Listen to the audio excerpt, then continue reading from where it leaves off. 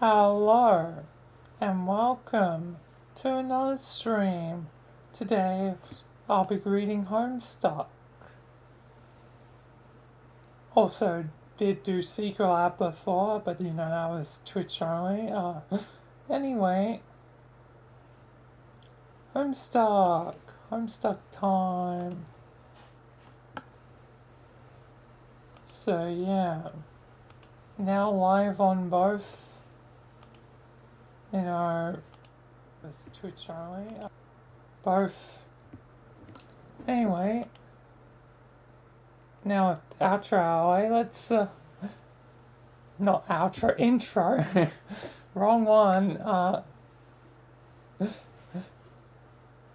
Content warnings, mature themes, epilepsy, and I'll naturally censor, things if I deem so, yada yada yada. Try not to go on tangents, and yeah. Anyway, and hi Carl, welcome back.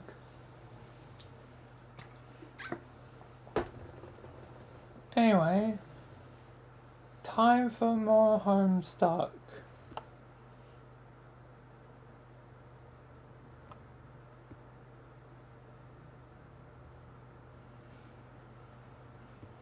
Yes, hopefully. But that's why I mentioned try not to go on tangents, so I'm going to be sticking mainly to it. Yeah, and I plan to do 200 pages, so yeah.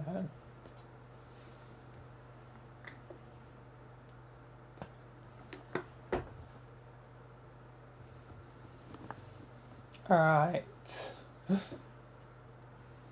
Yes, you'll be doing that. I'm going to be actually beginning. Anyway, last left off with Mr. Tavros. Let's see what happens now. I think this is probably meant to antagonize me. What are you talking about? You look at my beautiful building. Don't you think it's about time someone got a little creative with this game? Maybe. Everyone always wants to do things the boring way. Why don't we make a truce, Taros? That we should try to be less boring from now on. You don't want to break your truce with me, do you, Taros? No. Great. Now get climbing. Please don't read this as a boring thing, I hope, but it's physically impossible to do that mostly. Man, I knew it. Theodore Snooze is back in action. Why don't you, in like a boring way, build a more inclined surfaces like you did over there? Maybe you could color them with fun colors so you won't think they're boring and get angry at me some more. I built that ramp because we were in a hurry to save your life, remember? A dead Taros is even more boring than an alive and crippled one by a slim margin. My stairs structure's lovely and I'm not changing it. Now hop out of your wheelchair and get climbing. Climbing? Or crawling? Whatever, stop being so helpless. It's pathetic.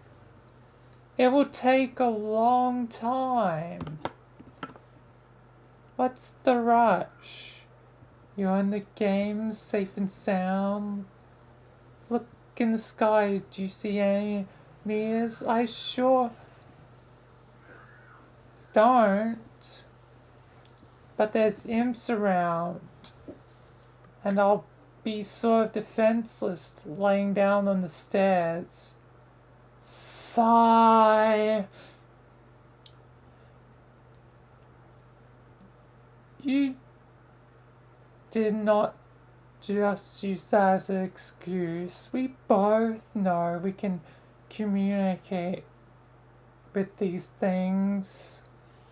Hey, why don't you physically command them to carry you up?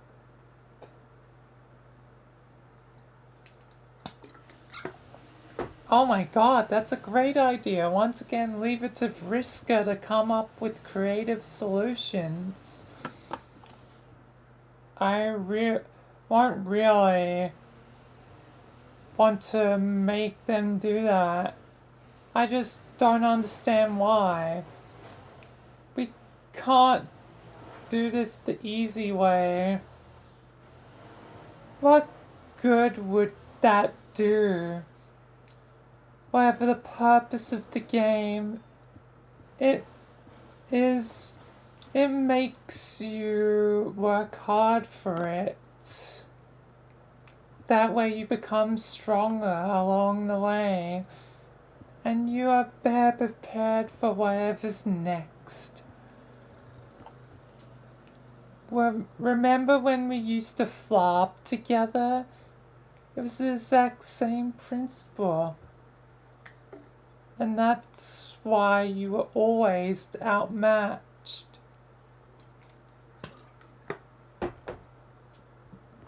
You were too soft and not well prepared. Nothing comes easy, Tavros. This is why we go through the trials in the brooding caverns when we are young. To make sure we are strong when we come out. Do you remember the trials, Tavros? Not very well, no. Well, I do, and they were a beach. But now that I think about it, it would make perfect sense if your trials were really easy by some mistake. This is why you're such a soggy phlegm sponge, and why you got picked up by such a sad, frail little Lucius. Aww. But that's okay. It's probably wasn't your fault. Just a bad break. You're lucky you have me as your server player, so I can challenge you and help you get strong. Now hop out of that seat and get climbing. I will deliver the device to you once you're at the top. Climb, pupa, climb. Maybe I should ask Tinkerbell about this. He's really smart now that he can talk. No! You don't need help from your lame bull fairy. He's only holding you back. He's my friend. God, pathetic.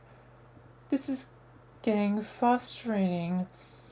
Why do I have to get stuck with the cripple? Just my luck. Do you have any idea how inconvenient this is? Do you have any sympathy for what I'm dealing with?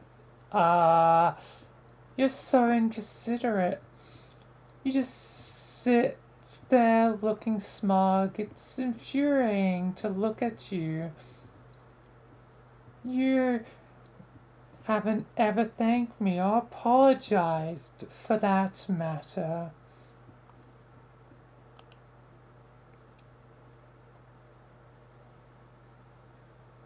And hello, Ethan Hughes, welcome. That's risk for saving my life. I'm sure I was brave and heroic and pretty of you. Also, I'm sorry from the bottom of my nook. Seriously, how hard would that have been?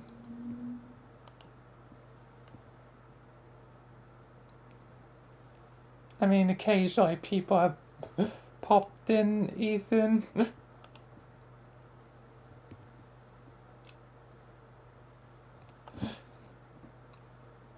But I'm pretty, much, I guess a niche streamer. Okay, thanks, I guess. But sorry for what?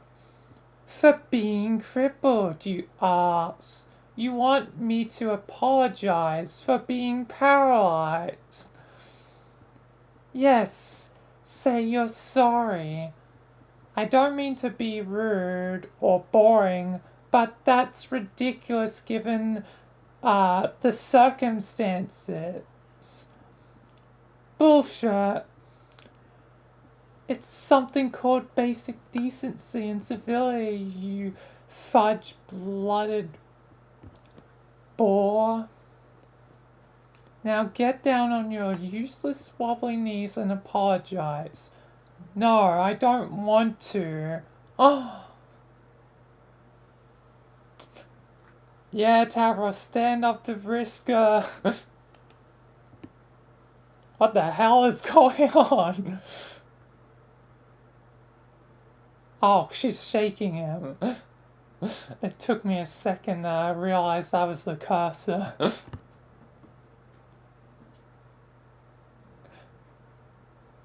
Apologize, Pooper. Apologize. Say you're sorry for being a cripple. Wee, ah ha ha ha. Summon Rufio.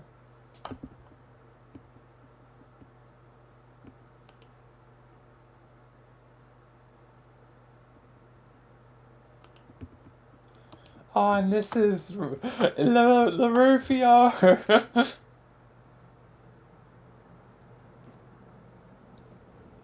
I've seen this.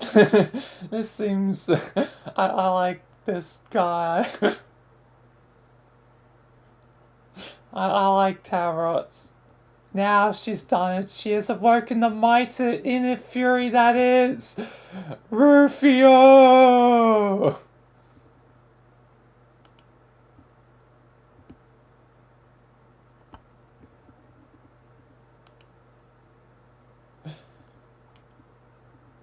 Alright, Ethan, have a good night. But unfortunately, Rufio isn't real. He's imaginary, a fake, like a made-up friend, the way fairies are.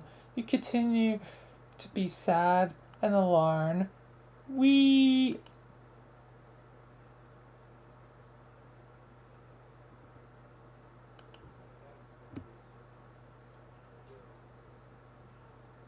Oh, there's a toilet now. Mediate.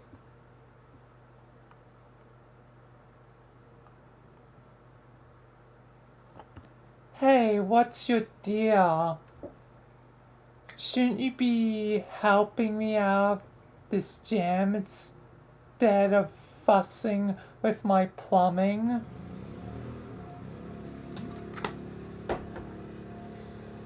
Just presenting a floating reminder that Tavros will need plenty of inclined surfaces for his ascent.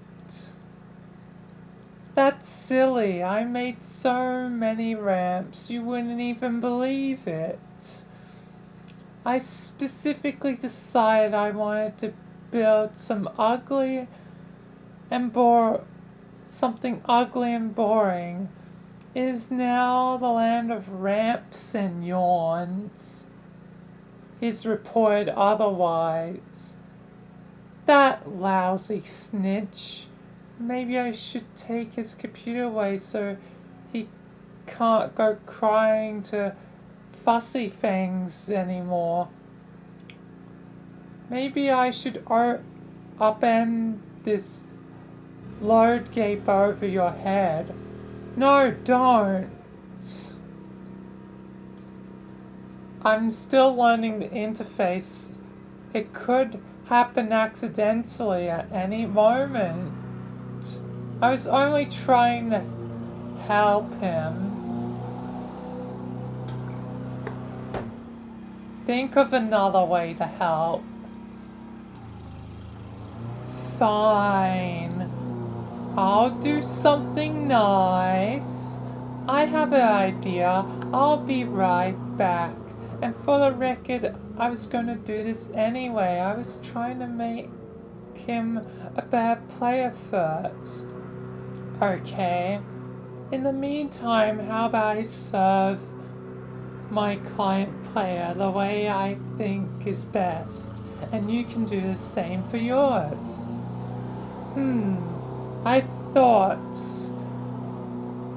I was scurry downstairs. Down the stairs.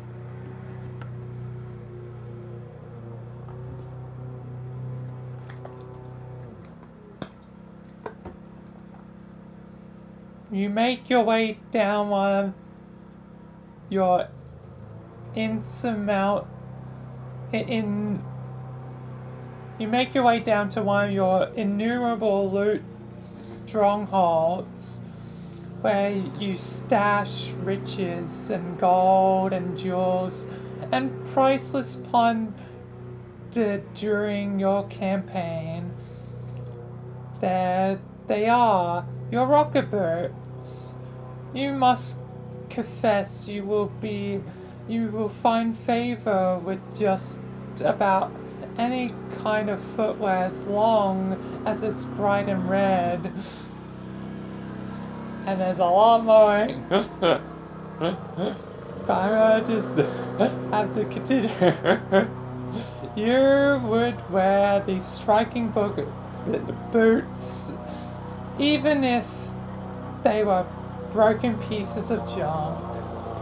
As it happens, they work just fine, and they're awesome. Take them.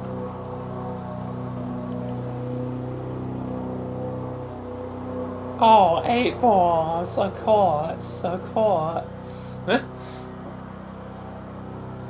What else would her bonus be?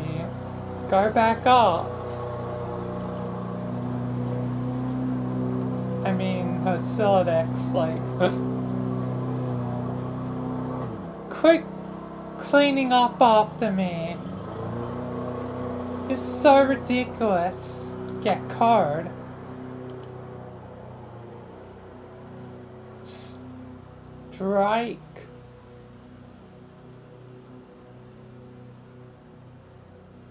Oh, shake, not strike.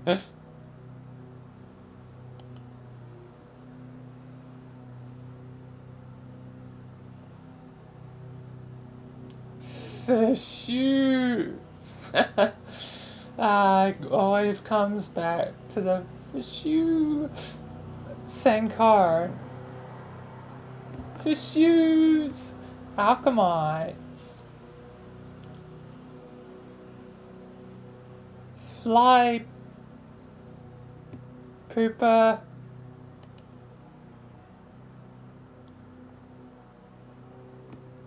Fly. And again in time. At least he can fly now. They fly now. Lead fearsome entourage into ruins. Commune. Oh, it's the frog. It's the frog. Confer with teammate.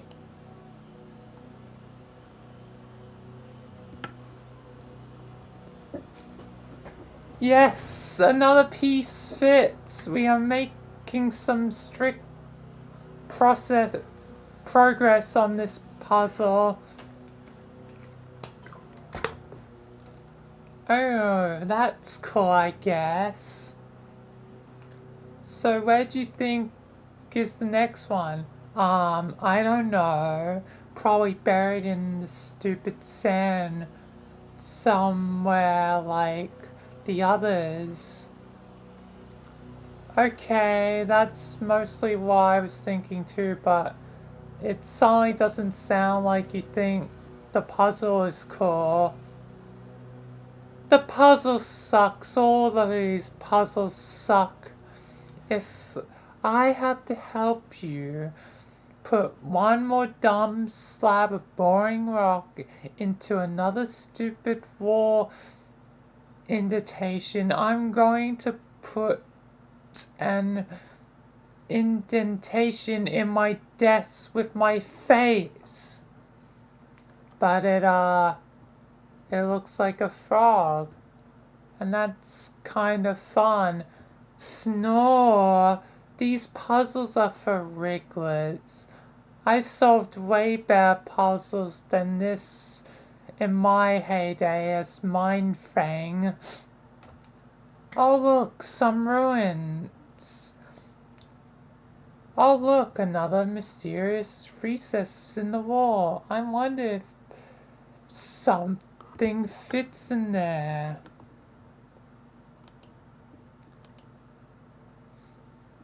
And hello, Portium Miller, welcome.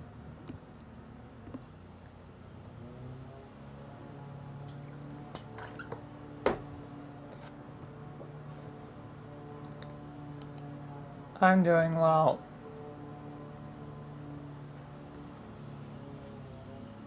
It probably just opens a secret passage to more wall indentations. I'm so over this puzzle. But they are necessary to solve, aren't they? To find new magical artifacts and things and learn more about the lore of this land. Tabros, let me let you in a little secret about the lore of your land. It's boring. Oh. The mind of your consorts are very soft and impressionable, as easily manipulated as those imps you have been bossing around.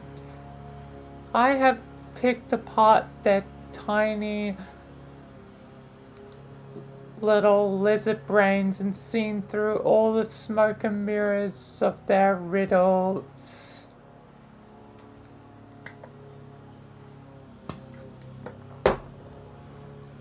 I have gone to the truth they are guarding, the big mystery about this planet. And you know what it is, Tavros?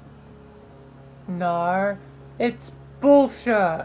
Meaningless, boring, fanciful bullshit wrapped in flowery poems to keep you guessing. It all leads to one thing anyway. And that's what we should put our attention on. Real gamers cut to the chase. They power through all the nonsense and go for gold. They cheat Tavros, and in time, you'll learn to start cheating. I thought I was kind, but I kind of was cheating by making friends with monsters. Well, it's a good start. You are bending the rules and getting stuff done. Okay, I'll admit I'm fairly impressed with your progress so far, even though you still probably haven't even killed a single enemy. Uh, no, don't bother. I know you haven't. But maybe that's okay. Maybe it's just your style, and your real strength is surrounding yourself with allies who are much stronger than you, like me. I'm sure there's more than one way up the escalator. In your case, probably the only way is to roll up gently up the Escher ramp, the path of the invalid. That does bring up a good question. Would it be Escher ramp for Tavros? Because it'd be technically a bit insensitive for those that don't, can't use legs. That is actually kind of a thought. Anyway, the ponder for later time. Anyway, yeah, I agree. But I think it's time to stop forking around. You need to be challenging more. I've been designing a guest for you that should test your true limits.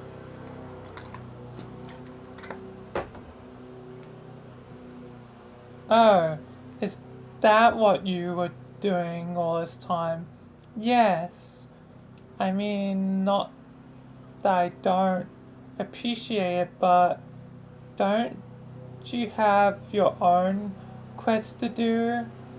Yeah, well, after she got me in the game, Kanaya just left me in the lurch. Probably because she's dealing with her own crises now. Which is just as well because I'm starting to get nannied hard. You wouldn't even believe it. Nannied? So I had some time to kill. I drew you a map. Wow. Here, take a look. It marks what will be your new destination, where you will find the ultimate challenge. Look at map.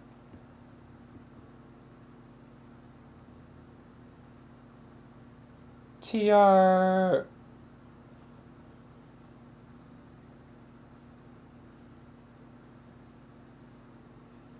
Go.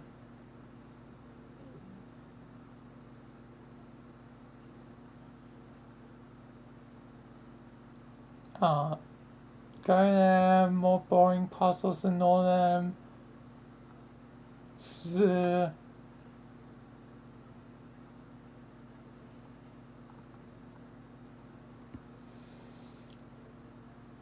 Where does it go? I have determined from your consorts that there is a terrible monster deep underground.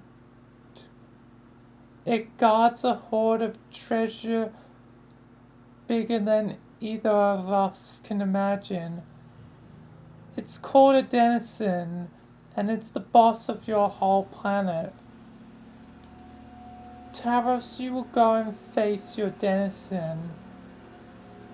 Won't that be too difficult?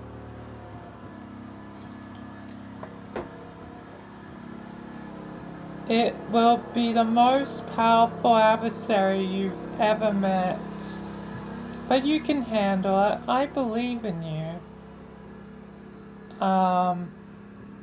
Thanks.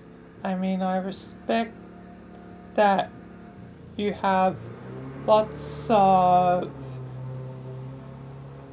priority bravado and about stuff, and you type fast about it, but I think this is foolish and not sensible.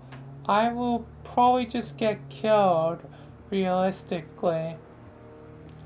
Maybe that is the risk you'll take by being a brave adventurer.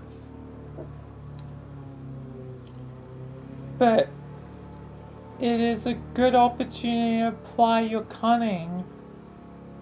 Maybe you can rally a huge army to bend to your will and overwhelm the monster. Who knows? It's up to you.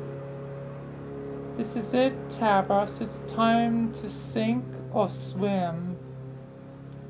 I should get Kanai's advice, or maybe Carcat, since he is the leader.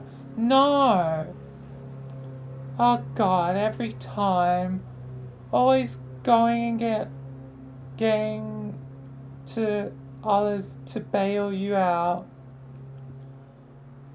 Anyway, Kanai is missing in action, and Carcat has his head up his nook with the thing where you harassed me but sounded shy about it.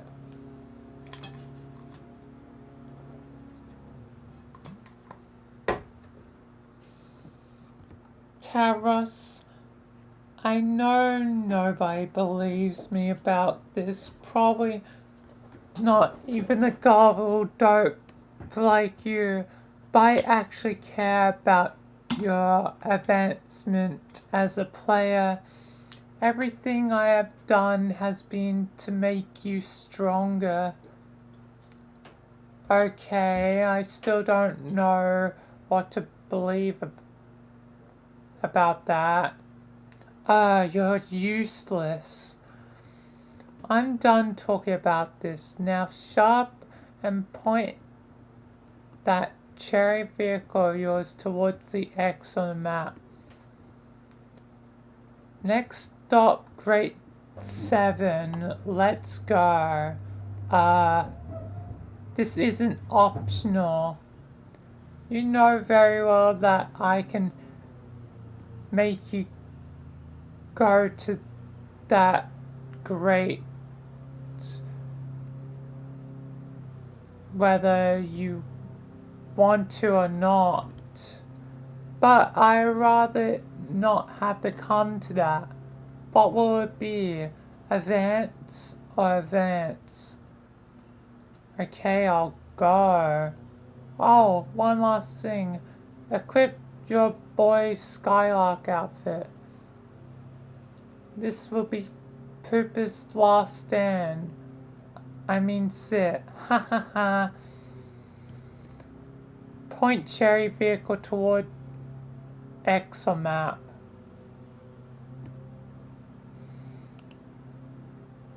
Crash.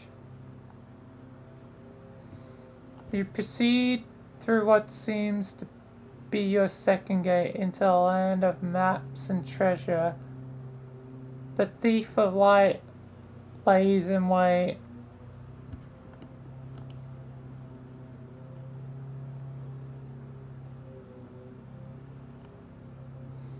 Wake up.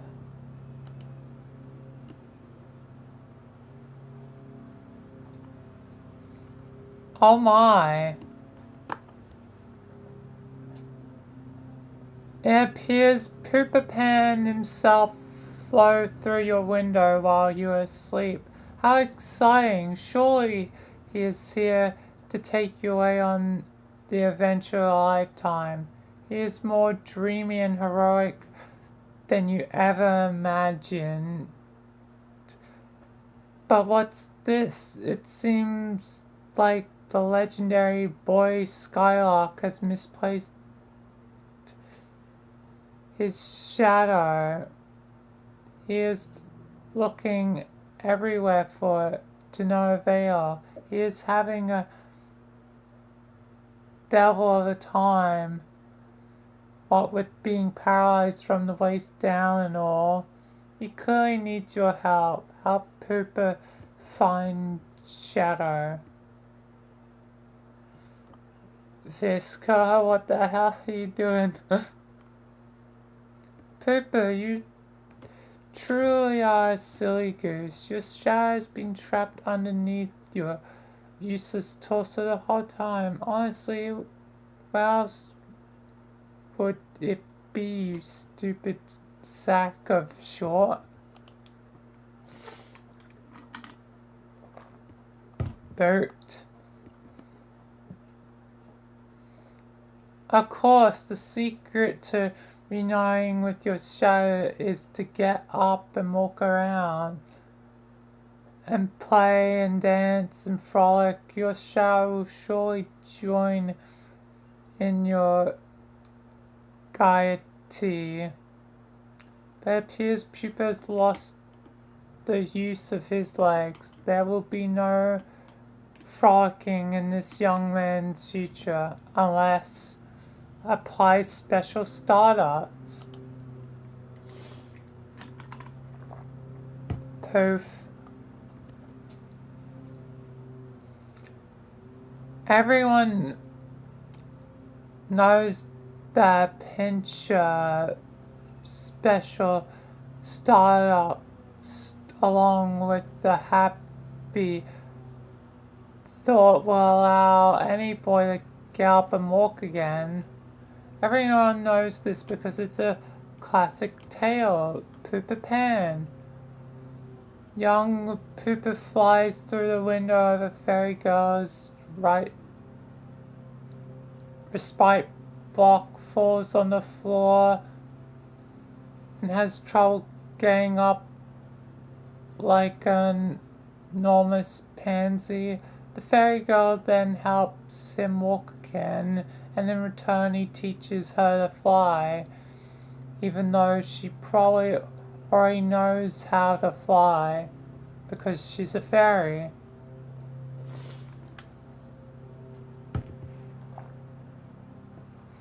They fly out the window together and have magical adventures for many sweeps thereafter. To be honest, you hardly know a damn thing about Pooper Pan, but you do not care.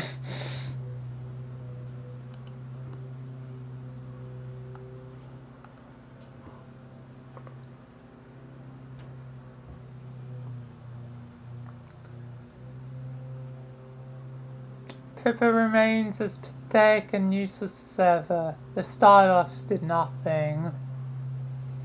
Probably because it's just glittery powder with no magical properties whatsoever, and is basically bullshit. Because in case it wasn't clear, magic isn't real and neither are miracles. Or it could just be Pooper failed to have a happy thought. The duty is clear. You have to make him have happy thoughts. Make Pooper have happy thoughts. What the hell is she doing?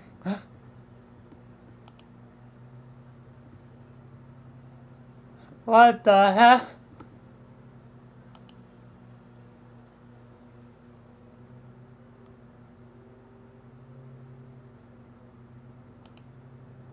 Dumb. Jesus.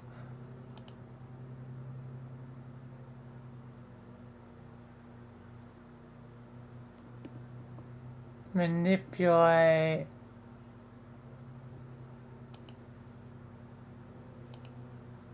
Slump. Deal with your own crisis. Towers fell hard.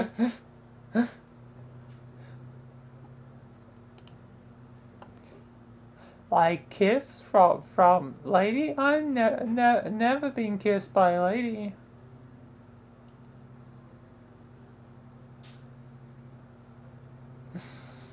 Do you really want to go for brisket tacos?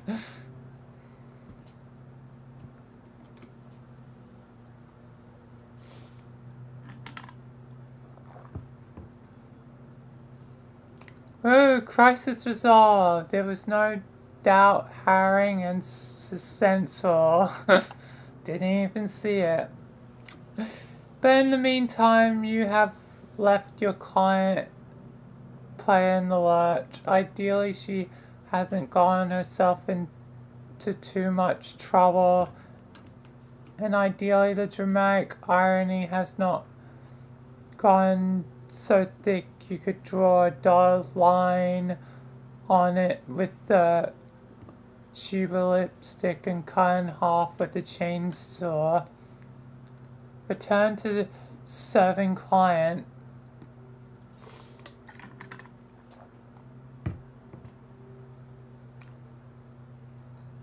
She is shocked. Oh, did she? I think Kanaya has a crush.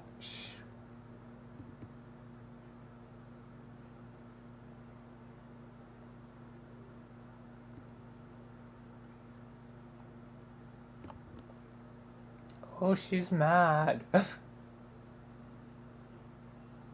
Oh, Lace cares. You know, about Taras a lot.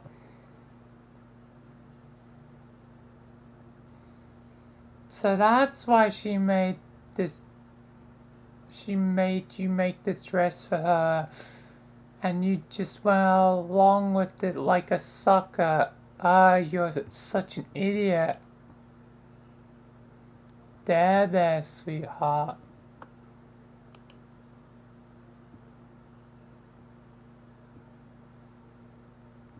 Kanaya, it's hard.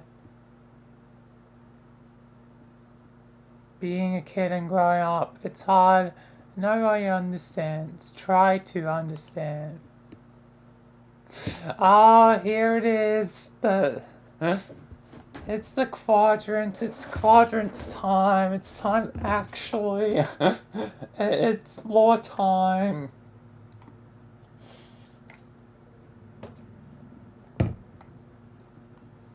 It's lore time. The problem is that when the subject of troll romance is broached, our sparing human intellects instantly assume the most ingratiating posture of surrender imaginable, but we will do the best to understand regardless. Humans have one form of romance, and though we consider it a complicated subject spanning a wide range of emotions, social conventions, and implications for reproduction, is ultimately a superficial slice of what trolls consider a full body of romantic experience. Our concept of romance, in spite of its capacity to fill our art and literature and to rule our individual destinies like little else, is still just that, a single linear concept, a concept usually denoted by a single symbol: love heart. Troll romance is more complicated than that. Troll romance needs 4 symbols. It's the quadrants. So got the red romance, the black romance, concupiscence and conciliatory.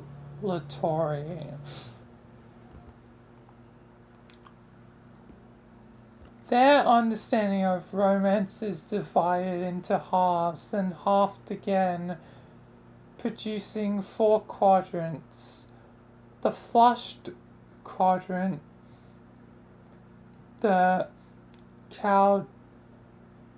calcaneous quadrant, the pale quadrant, and the ashen quadrant.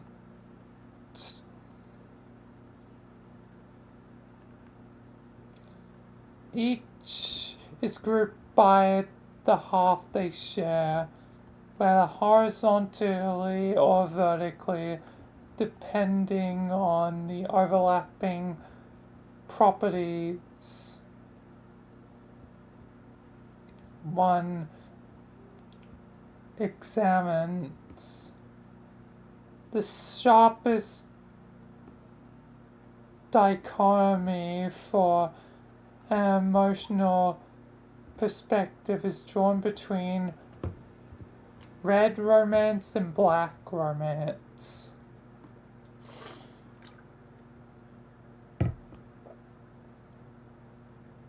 Red romance, comprised of the flush and pale quadrants, is a form of romance rooted in the strongly positive emotion. Black romance, with its colliginous and ashen quadrants, is rooted in strongly negative. On the other hand, the vertical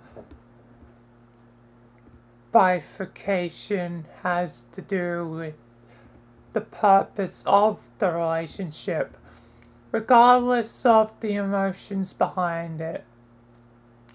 Those quadrants which are concupiscent, the flushed and calcaneous, have to do with facilitating the elaborate reproductive cycle of trolls.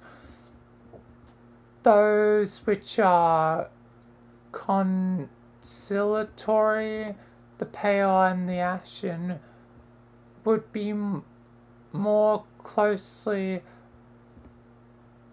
likened to platonic relationships by human standards.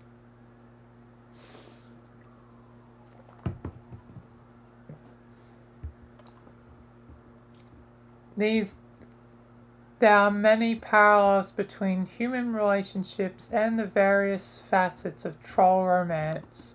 Humans have words to describe relationships of a negative nature or of a platonic nature.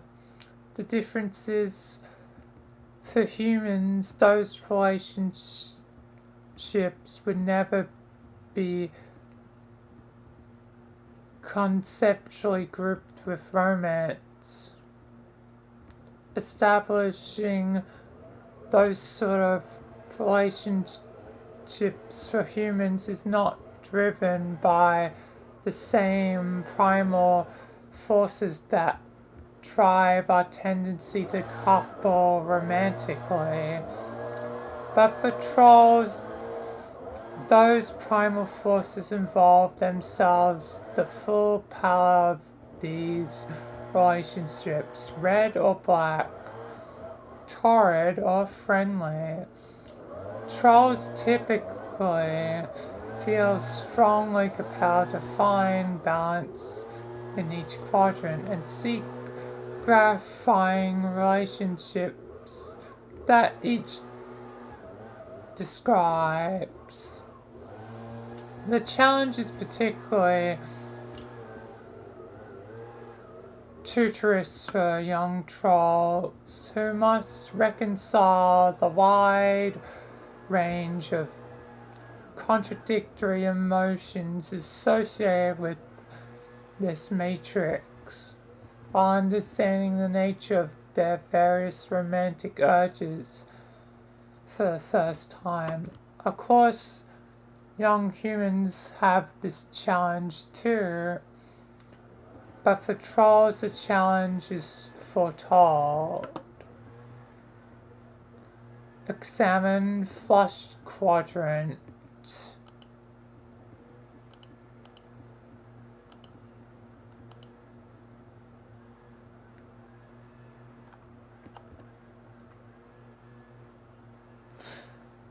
Oh, yeah, there's definitely a thing between, you know,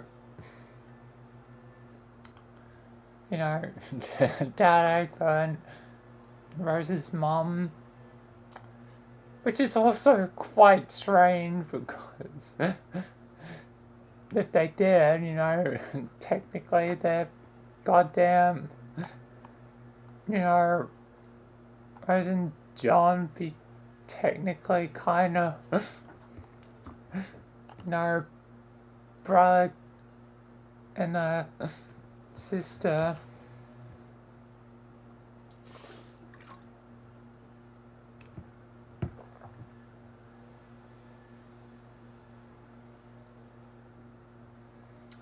When two individuals find themselves in the flushed quadrant together, they are said to be mate spirits. Mateship is the closest parallel to the human concept of romance trolls have. It plays a role in the troll's reproductive cycle just as it does for humans. This is pretty obvious. Not much more that needs to be said about this. Moving right along. Examine Calgenius quadrant. When people hate each other, Jack goddamn hated the queen.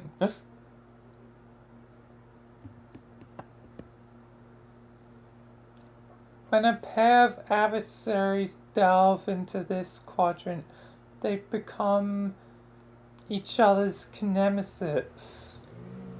As one of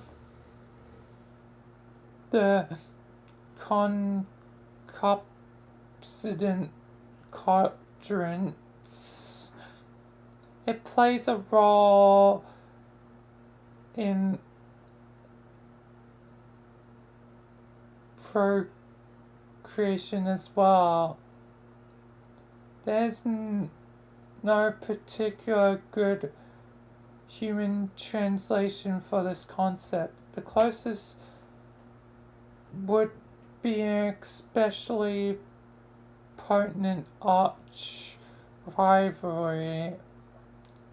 For instance, human players would never be able to adequately diagnose the relationship between the queen and her archagent, but troll players could immediately place it as a dead ringer for kinemicitude. They would think we were all pretty stupid for not getting it, and they would be right. Hey, humans can be smart.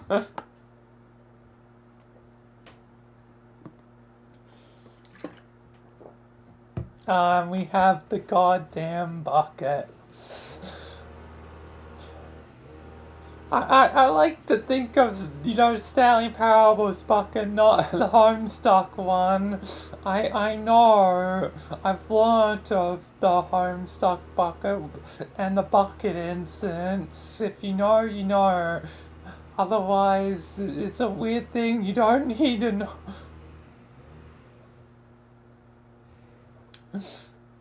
Anyway, trolls have a complicated reproductive cycle. It's probably best not to examine it in much detail. The need to seek out concupiscent partners comes with more urgency than typical reproductive instincts.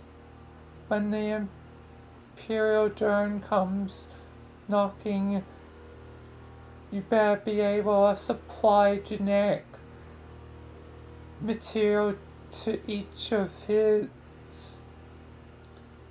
filial payloads.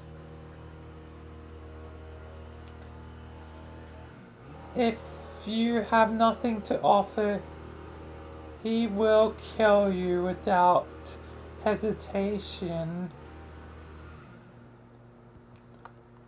The genetic material, without going into much detail, is a combinative genetic mix from the mate spirit and nemesis pairs, respectively. The payloads are offered to the mother grub, who can only receive such pre-combined material. She then combines all of it into one incestuous slurry and begins her brooding. This doesn't mean that the initial combination was for naught, however. In the slurry, more dominant genes rise to the fore, while the more recessive ones find less representation in the brood. Especially strong mate spirit and nemesis pairings yield more dominant genetic material. The more powerful the complement or more potent the rivalry, the more dominant the genes. Troll reproduction sure is weird. We'll take a moment to lament how pedestrian the human reproductive system is, and further lament the phrase incestuous slurry is not a feature of common policy in human civilization. Examine Ashen Quadrant. I mean, incest will still happen, goddamn, like. But thank God it is in our,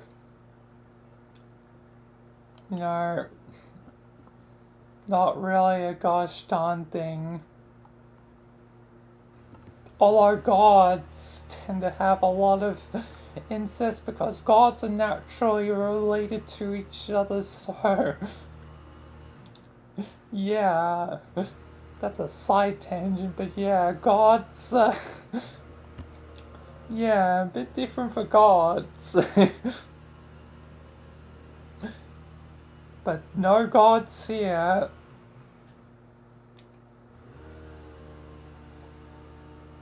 Anyway,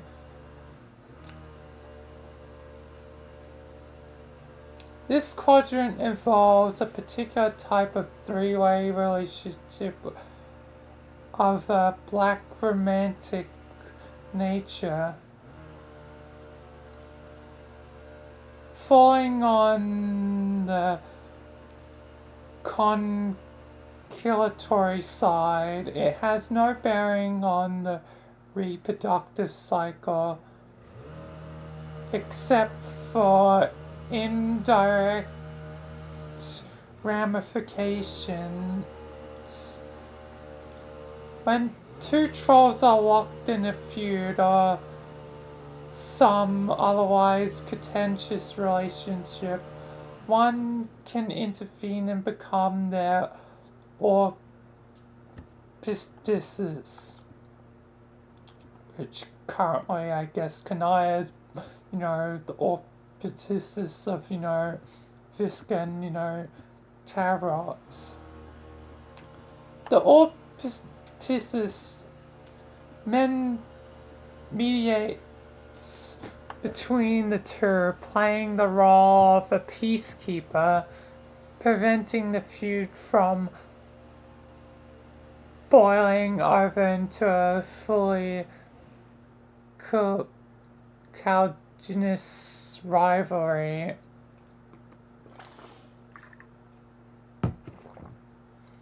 Since such lesser feuds are quite common among trolls, there is a significant need for auspicing parties. Without them, too many ashen feuds would become colligious and begin to conflict with other exclusive nemesis relationships, leading to a great deal of social complexity and some feeling and sore feelings, even more so than black romance usually involves. Without auspicism, the result would be widespread black infidelity.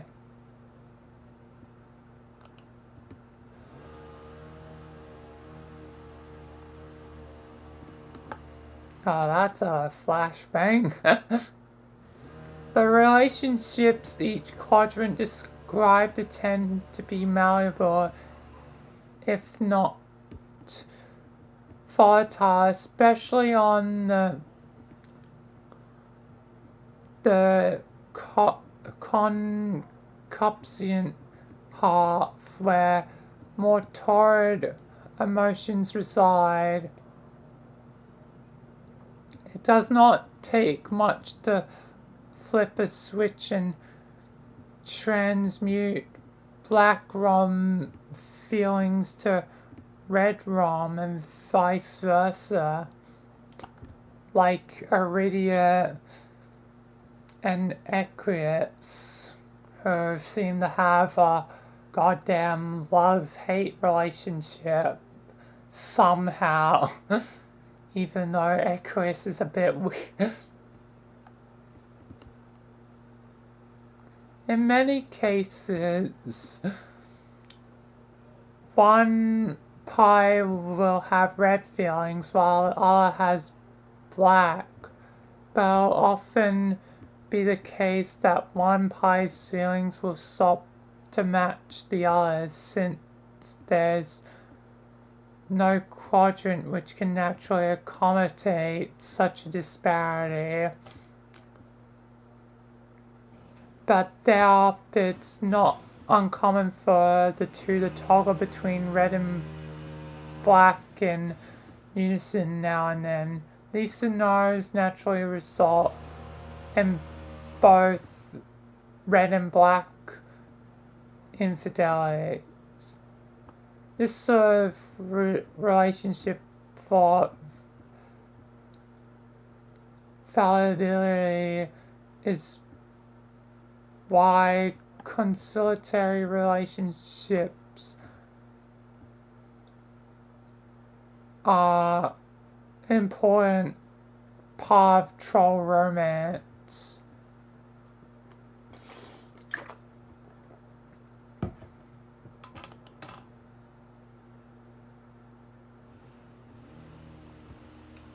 Yeah, without Kanaya, Tavros and Vriska be in a love-hate. An auspice can stabilize particularly turbulent relationships.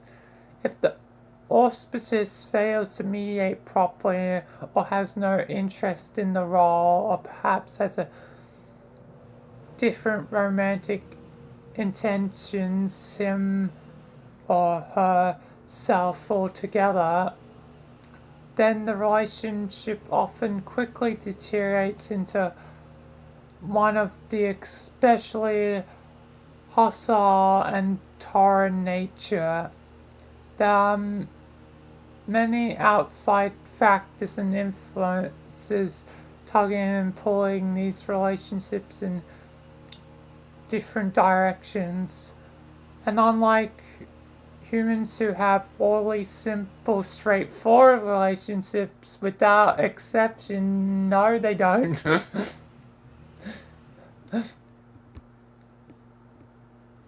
Trolls exist in a state of almost perpetual confusion and generally have no idea what the hell is going on.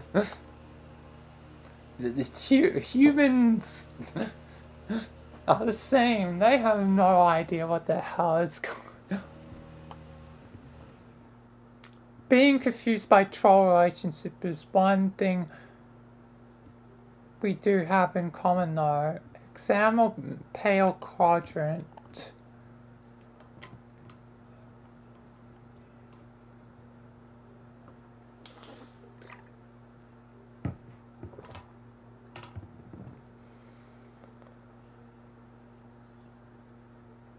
This quadrant resides over moral allegiance.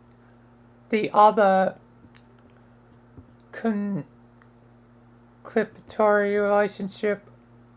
A reasonable human translation would be the concept of a soulmate, but in a more platonic sense and with a more specific social purpose. So kind of like a best friend. Because basically your best friend is your platonic soulmate. And you can have multiple best friends. Basically multiple platonic soulmates. So people like Sky and God would be my platonic soulmates. Then I guess Kim too. I guess Kim can be included. I always have to troll Kim. But I wouldn't classify her as best friend. I classify her as long-term good friend. That sometimes I have, feelings of disagreement, unhappiness, but it's only because, I can see what Kim is truly capable of, and I know she can do gosh darn better. If only she realized it herself. Anyway, trolls are a very angry and violent race. Some more hot-tempered and dangerous than others, to the extent that if left on their own devices, they would present a serious threat to society or even to themselves. Such trolls will have an instinctive pale attraction to more even-tempered trolls who become their morale. The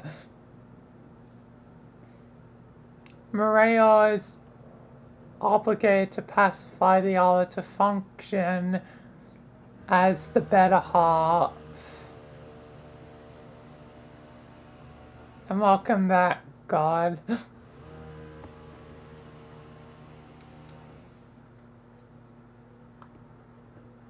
The two partners in a strong pale relationship will serve to balance and complement each other's other emotional profiles, and thus they their other relationships to be more successful,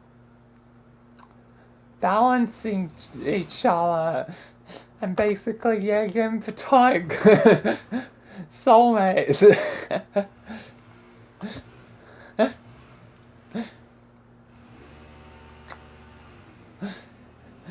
I feel like if I return at this time, God. Yeah, and this just describes, like, you know, best friends, especially us. I'm your balance. I'm the balance. I keep the balance of the order and the chaos.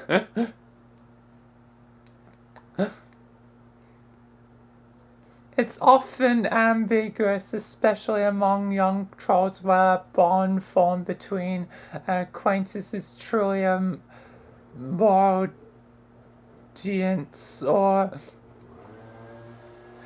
the usual variety of platonic involvement. Furthermore, romantic intentions of a more flushed nature can be mistaken for paler leanings, much to the frustration of the suitor.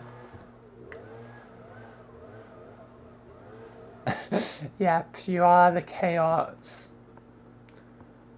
But such pale pairings as the one above will be strikingly obvious to all who know them.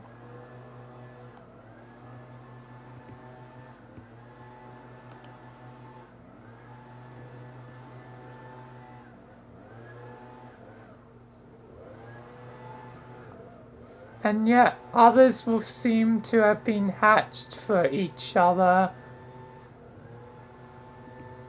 Wait. More true romance exposition, please? Oh boy, it's getting complicated.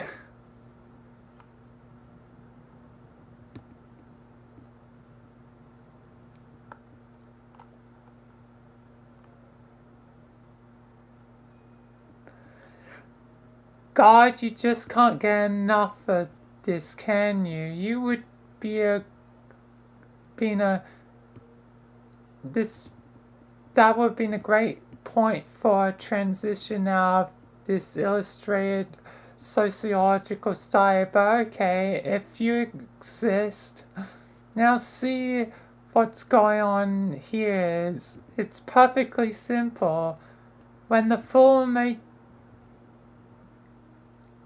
of troll romance is in action, we have, hey, why don't you figure out? You should be the expert on all this by now anyway. Mr.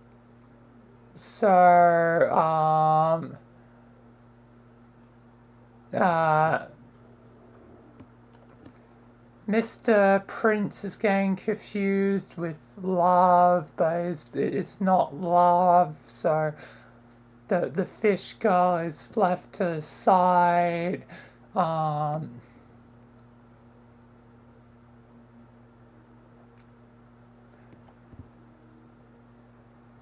Kanaya comes in as the opposites between, like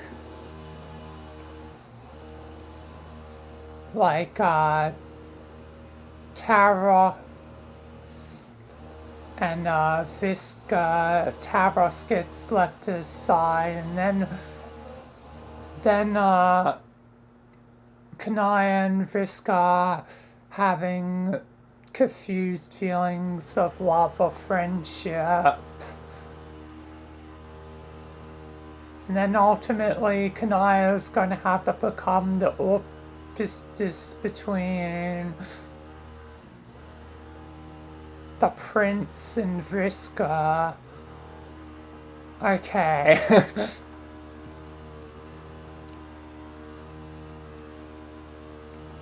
Hey, it's Kaka and John. I haven't seen John in ages. John, my boy.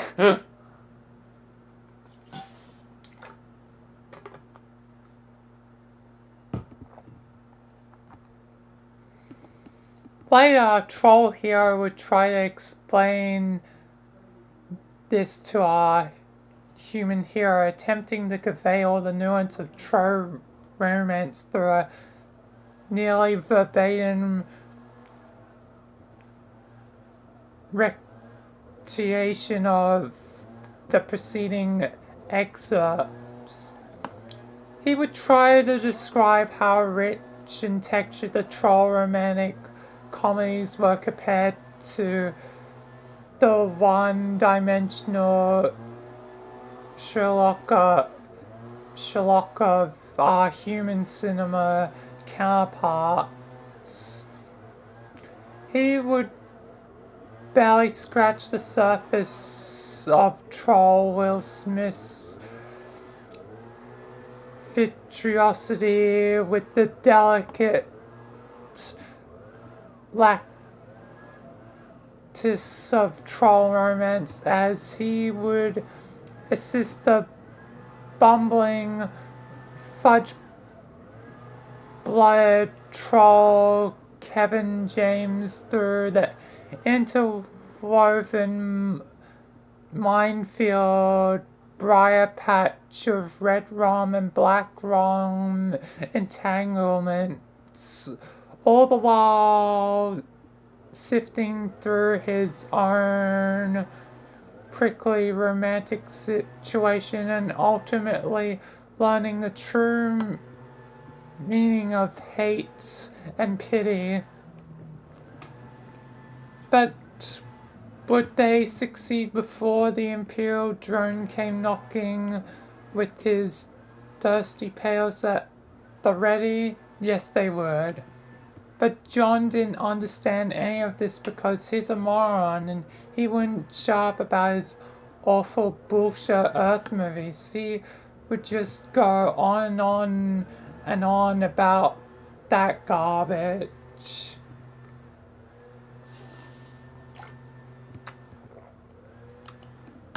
Earth movies are cool.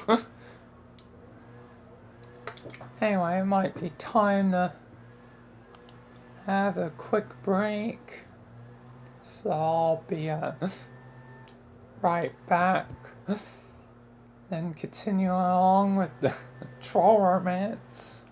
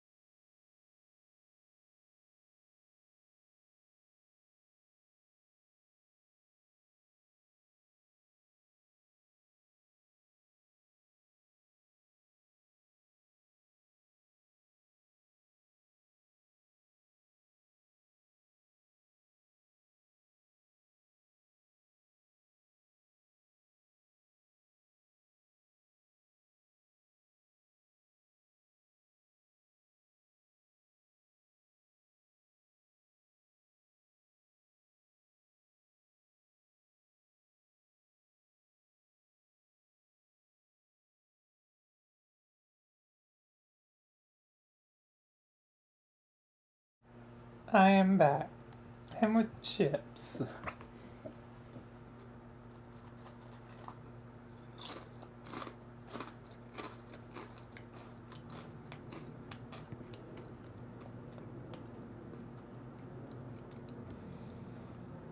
So once again, it's one of those times where it's might be really able to read. I'm actually curious to try and read what the title of the thing says.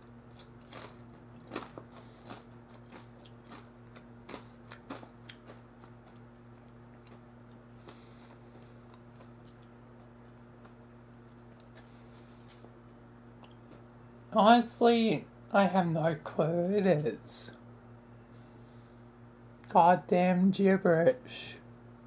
Oh wait, it's in the Trollian language. That makes it even harder. It's in the Turnian language.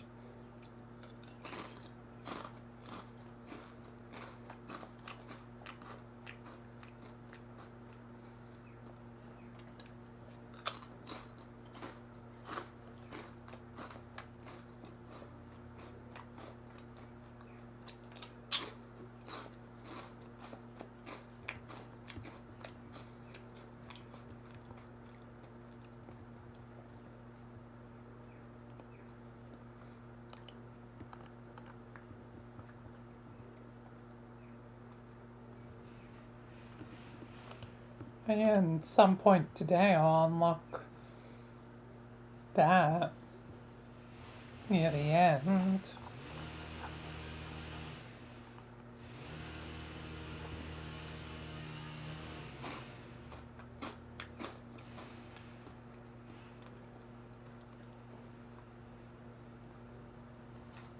Next time I'll unlock another thing.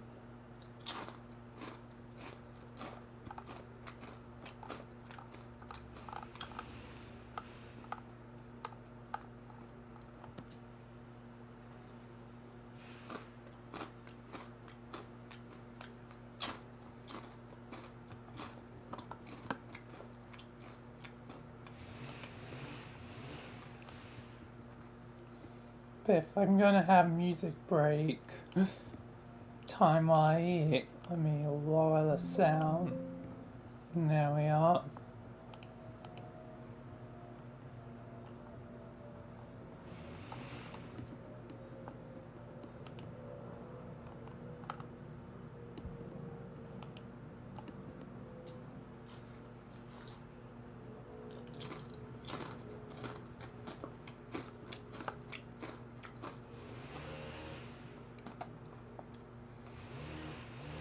And I guess this whole thing is by Toby Fox. Alright, I guess I'm curious that.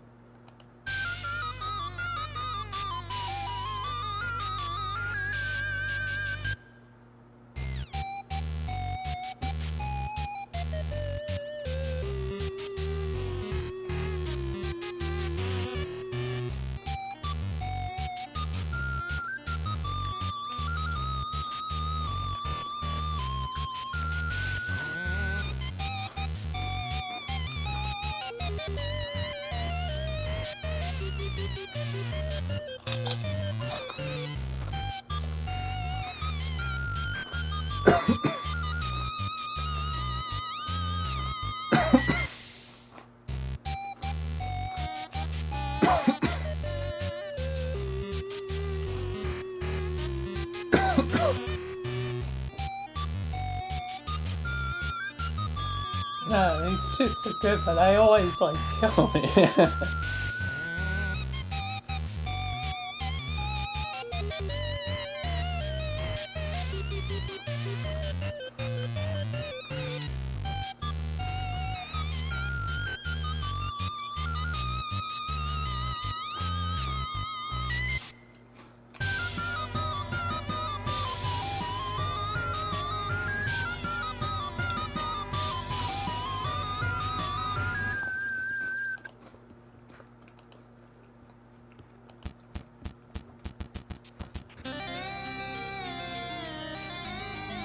Oh yeah, it's this one, which was on the page where it was like false music.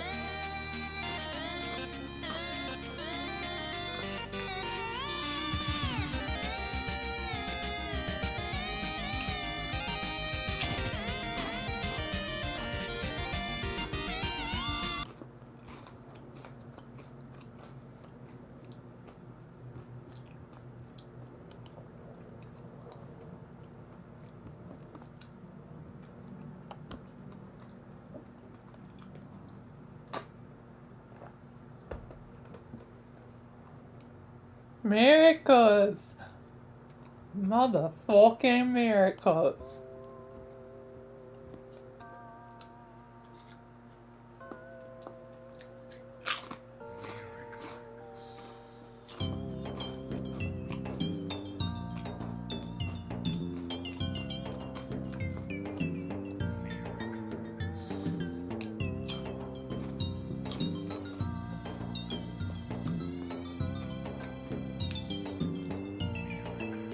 And his goal is Fago.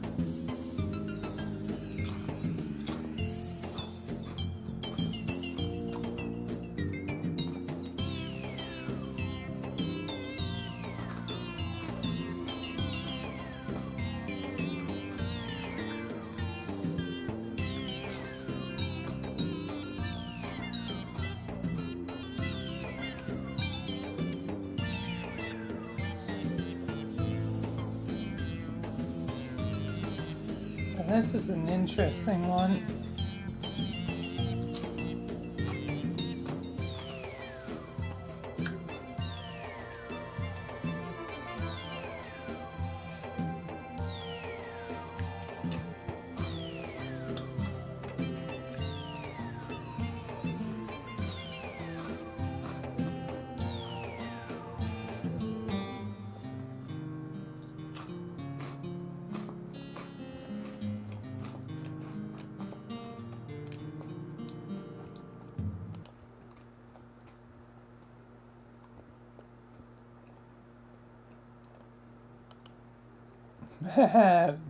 Terezi with lemon snout.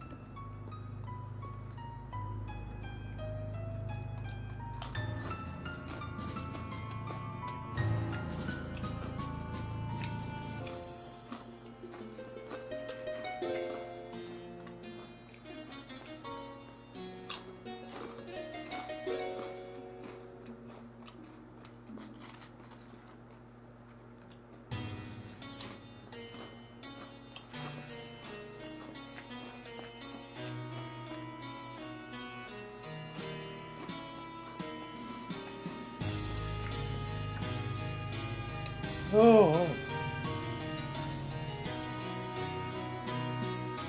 Ooh.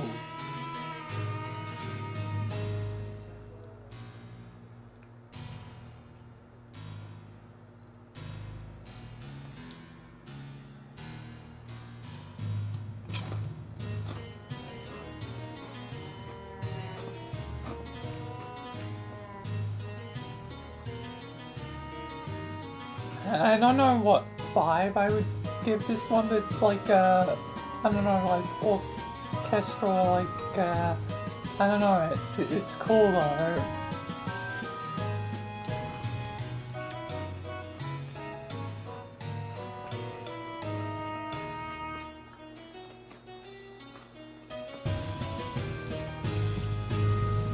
For some reason, this thought just popped into my mind. It kind of reminds me of like Sweetheart's like castle and like Amore. I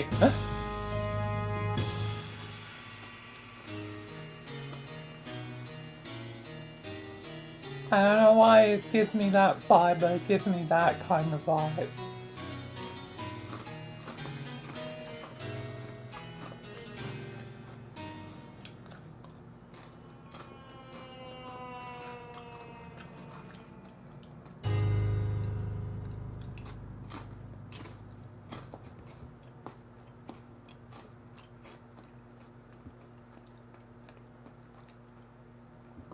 Honestly, I like that one. I like that one.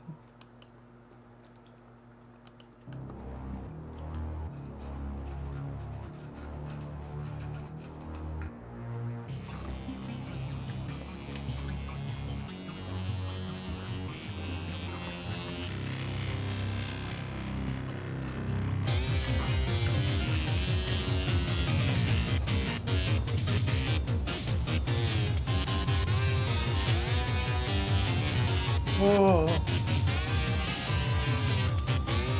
Oh, this one's more kinda a banger. Toby Fox has been cooking for, a long time. It's interesting to see, like, the early days of their music.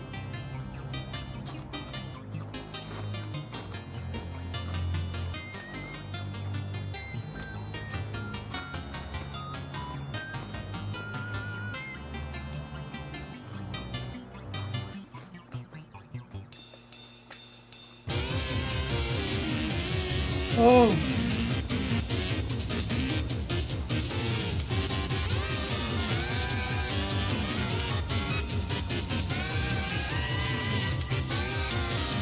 okay, this is a banger, honestly.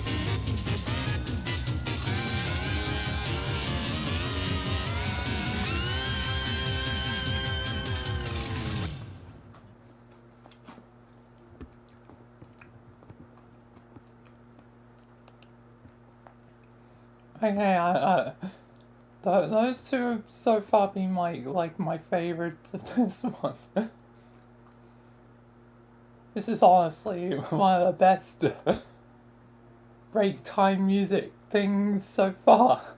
While I eat my chips.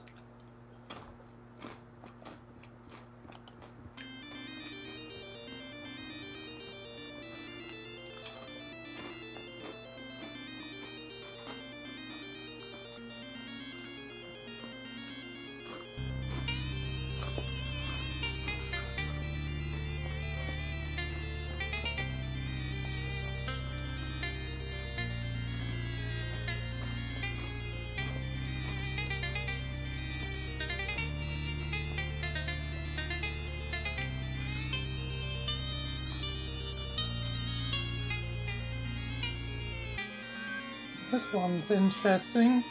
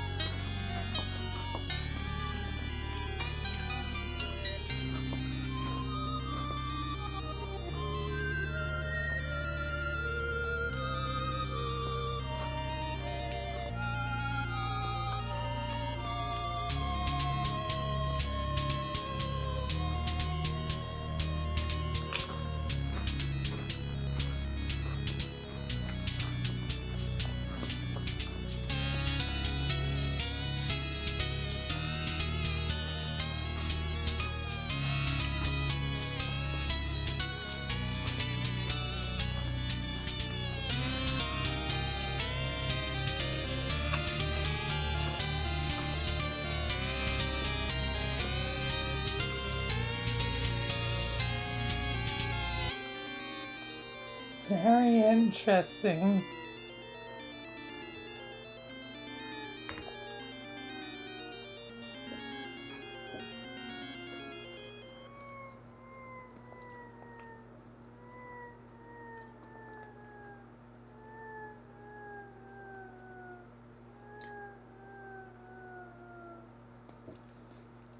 Oh, and I like that end bit where it like slowly builds down.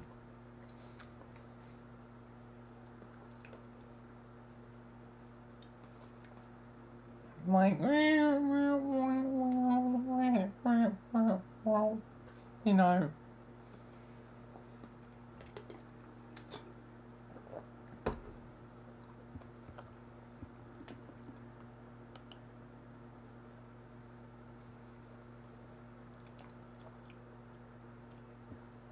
Oh, I'll have to come back to like the other half of this for like the next time.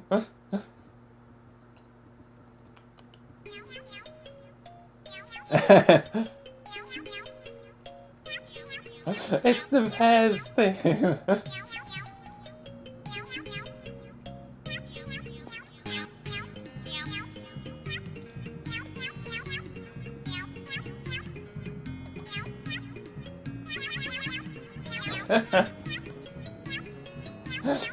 This is great. Dumb but great. It's dumb in the best way possible.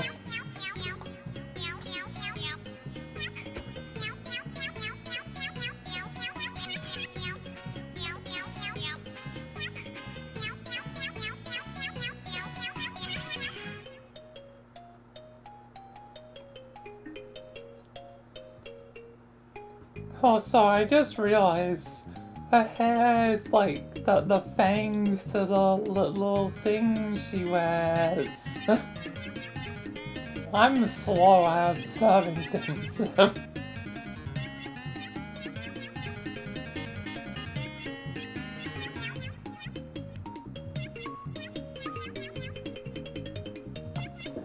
Yeah, and this just proves I am painfully unobservant.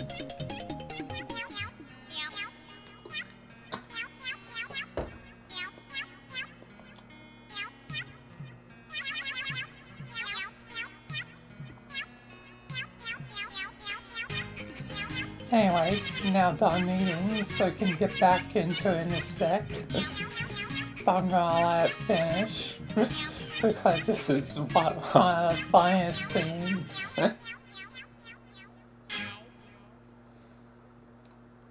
To be fair, I learned about this theme while learning about Homestuck.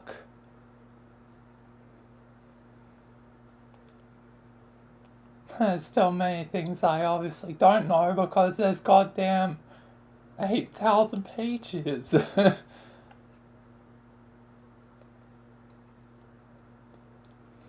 So luckily I haven't spoiled myself too much.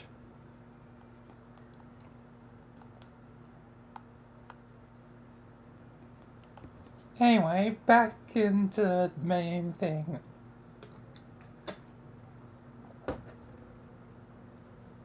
But if there was one theme to be hammered through his thick skull, it would be the troll's cultural preoccupation with romantic destiny.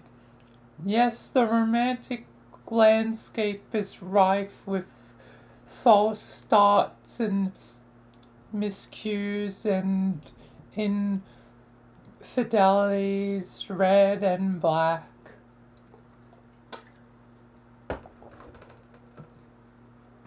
But every troll believes strongly that each quadrant holds one and only one true pairing for them. And that is just a matter of time before the grid is filled with auspicious mateships through the mysterious channels of troll serendipity. Serendipity? Goddamn, saying words are hard.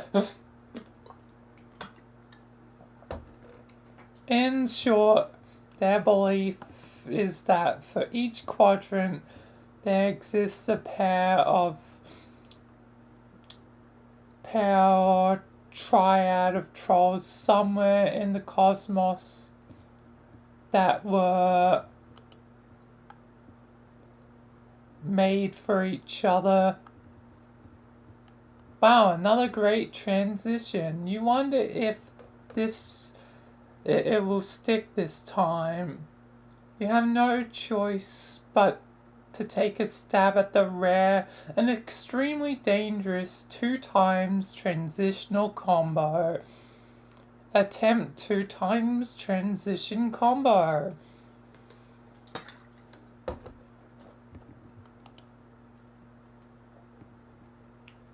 Looks like it worked. So who is this guy anyway? And to name, I am curious, I don't even know his name. Your name is Aradin Ampora. Oh, so this is Mr. Aradin. Do something awesome. Is this staring? Okay. He's gonna pull the trigger. Wait for it. Wait.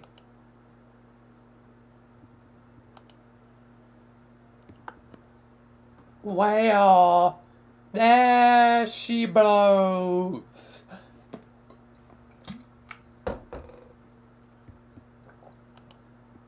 Swoop. Oh, damn, he's got yeah, full-on laser gun. I did use that gun in like Gmod a bit, and I noticed it was a laser sniper, but damn, is it a laser sniper?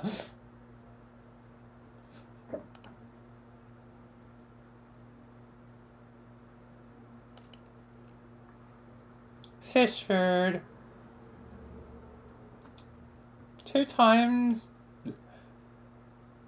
transition combo. Okay, that guy's pretty much squared away. What about her? Enter name. Yes, what's her name?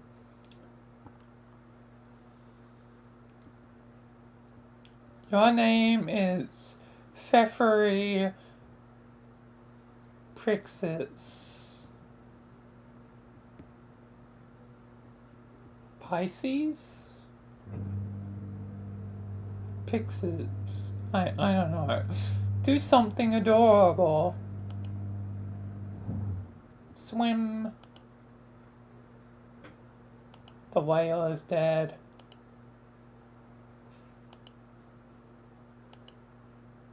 She's got the whale. What's gonna happen to the whale? What is going on? Oh, it's being fed to our Lucius. Lovely people we have. Go home.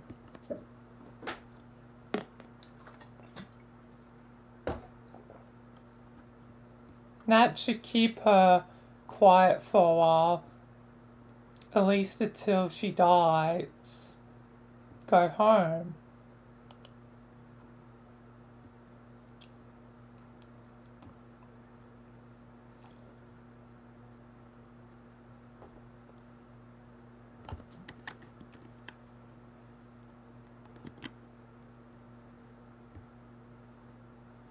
I was just checking because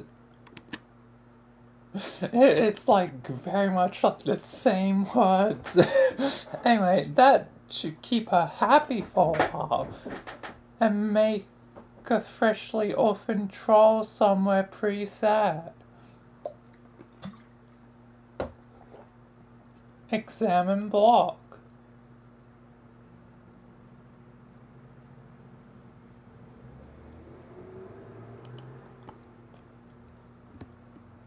You conveniently return to your right block, respite block, so that we can study your variety of interests. This was very considerate of you.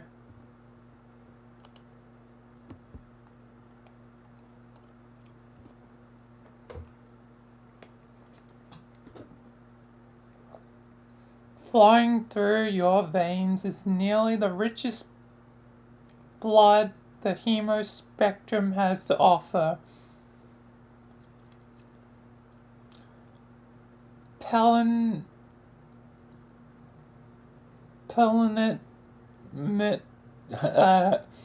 can't read. Pultimate out on the scale. As such, you are a sea dweller, a sub-race of troll distinct from the commoners by mutation and habit. A caste which rules over the entire species.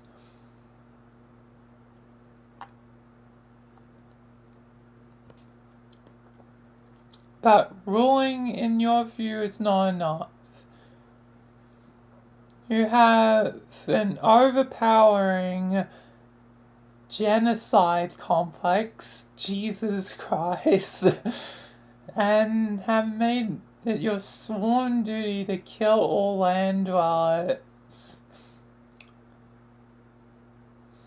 You have assumed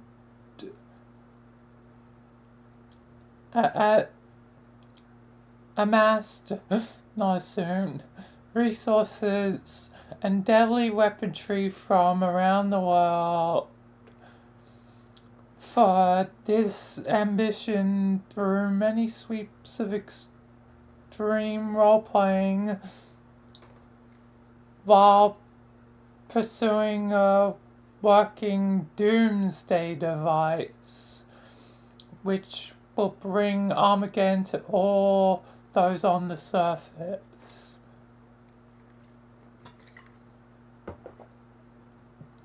Haven't had much luck with that, but maybe tonight's your night.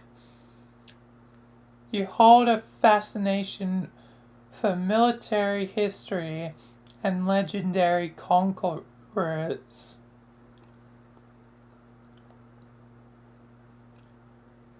You had dubiously modeled your profile and exploits after the most notorious figures and their stories, which are bristling with the glory of victory and the sting of defeat and political machinations and romantic intrigue is an image you are careful to craft through exaggerated emotional theatrics.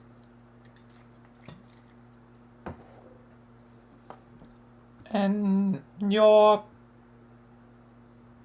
penchant for mass murder notwithstanding, people tend to regard you as a bit of a tool. You also like magic, even though you know it to be fake.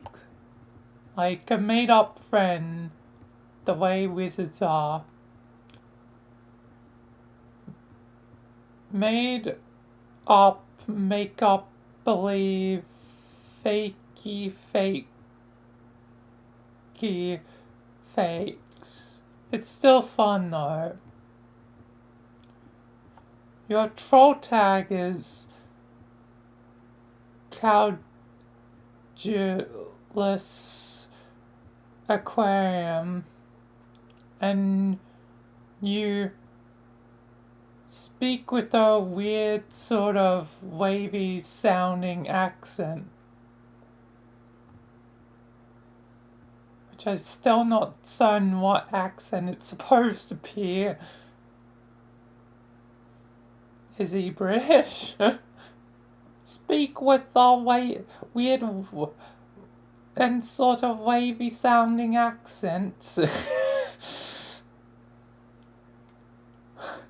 That just sounds silly. We're just gonna stick with my accent, which is Australian.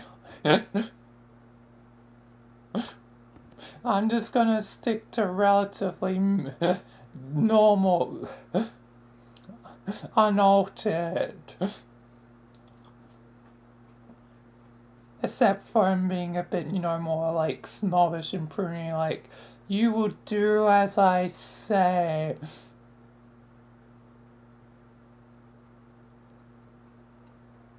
Anyway, you hold off doing anything for the moment on account of courtesy to your fellow royalty. Examine block.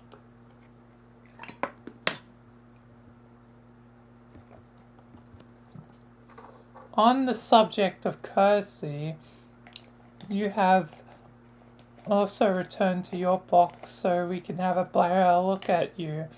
Again, quite considerate. Royalty sure is civilized.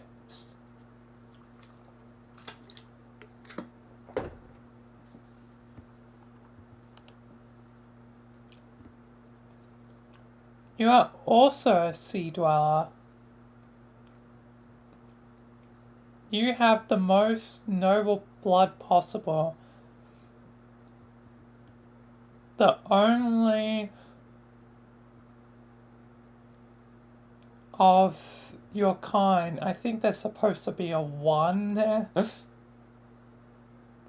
Because there's no one. The only of your kind. It probably should have 1 there. Anyway, the only one of your kind known to possess it. The only to share with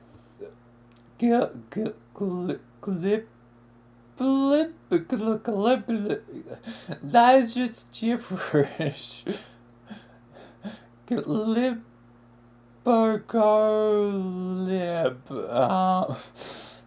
Close enough. A deep sea monster known as the Riffs.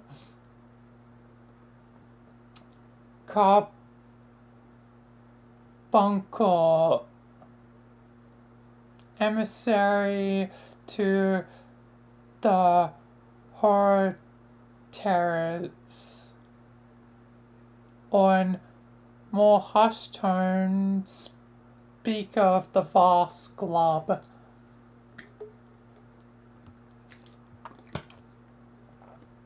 Oh, sorry.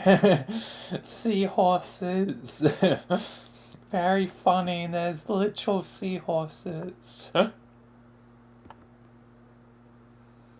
That makes you the heir apparent for Alternian rulership, which ordinarily would place you in considerable jeopardy.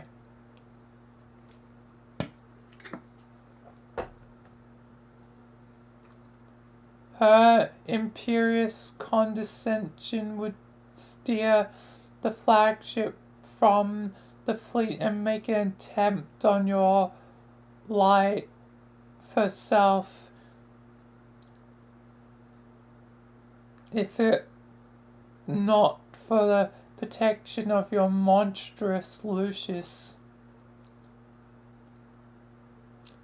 And if not forewarned of your race's extinction by the whispers of that Lucius, you would have had big plans for throne. All the plans, all of them.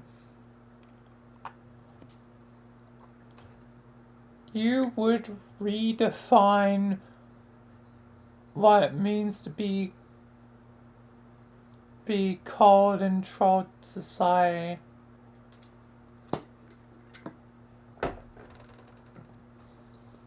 Under your rule, it wouldn't mean caring for the unfit and infirm rather than exterminating them.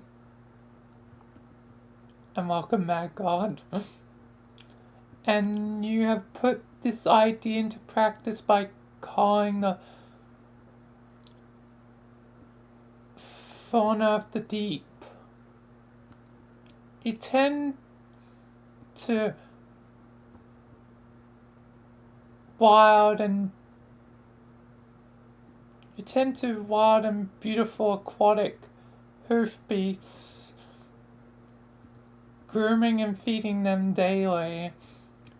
You capture and cage cuttlefish by the thousands for their own good.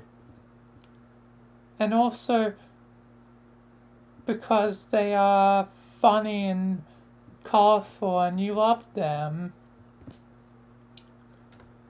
They often swim through the bar of their cages, but this is fine.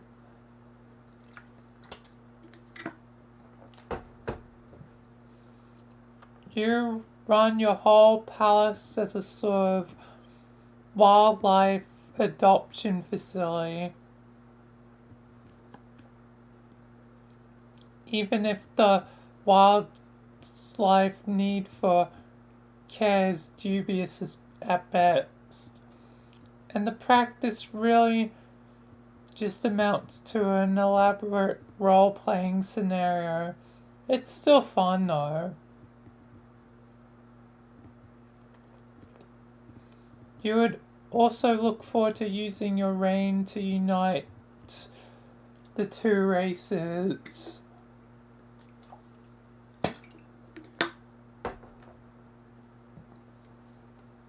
You are told you can do this one day by your Lucius, even if that does contradict her message of extinction. Oh well, you suppose not all prophecies can come true. Your troll tag is Cuttlefish Collar, and you have a hard time not getting really excited about practically everything.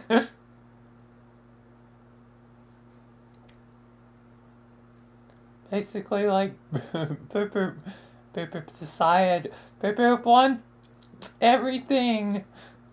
Boop also naturally seems to be associated with color pink. Boop would like this person as their friend. What will you both do? Do something ridiculous.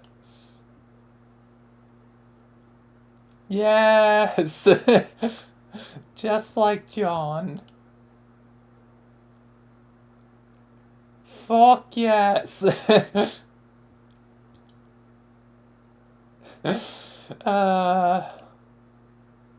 Hell fucking fake. Yes! Bump! Bother Pfeffery.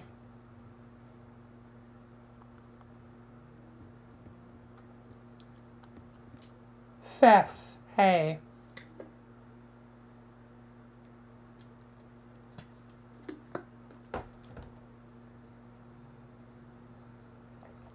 Huh? Glob. Yeah,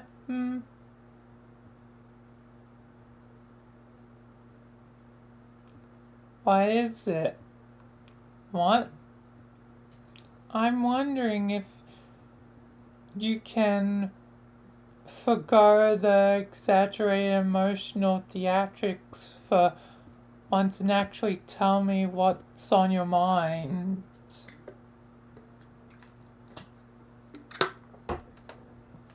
Nothing's on my mind. I can't just fucking talk and glub at you for a reason I don't have?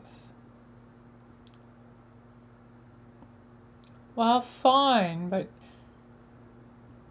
you don't want to hear it. Yes, I do. We're supposed to talk to each other. That is what morales are for. Whatever. Glob. Sigh.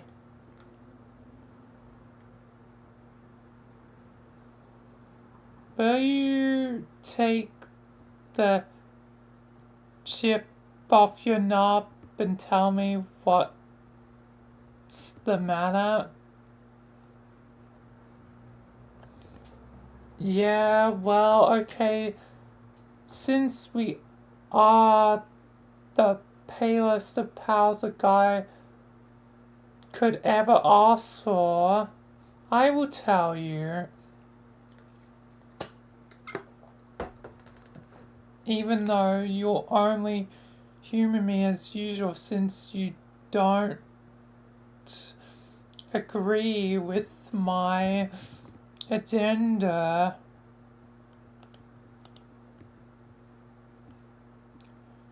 Any of my agendas, really.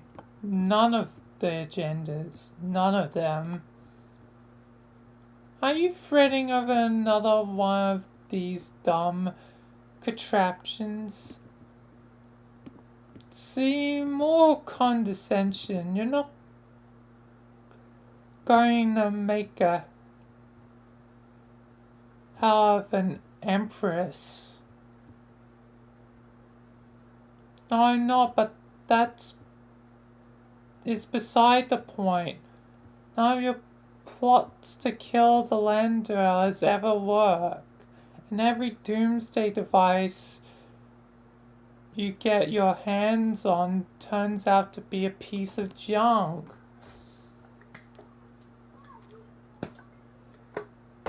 So I gotta keep trying. That's how all great military masterminds become great, through upright perseverance. I think deep down you stack these plots against you so you fail because you know it's wrong. It isn't wrong. I'm not going to explain it to you again. At this point, all you need to know is it's important to me. And I'm doing it for us. I mean, our kind. Nobody understands, not even you.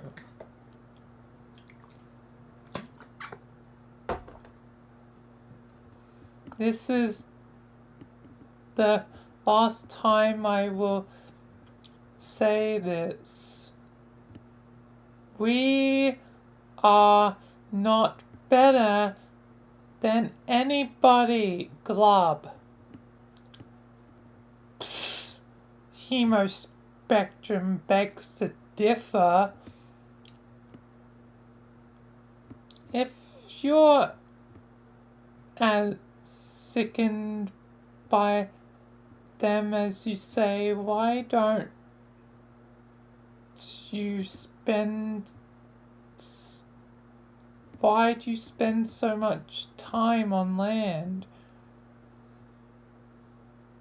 You can't have the sort of affinity for our kind that you profess if you've only spent was a few days underwater.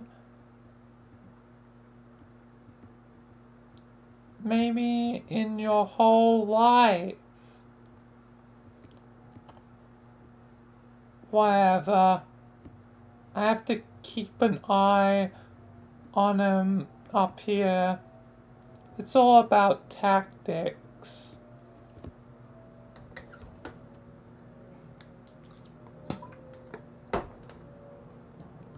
What about your friends? Do you ever think about them? If they are beneath you, then they have to die too. And I know you like talking to some of them. You say you hate them, but I think you are pretending. Also, good job, card.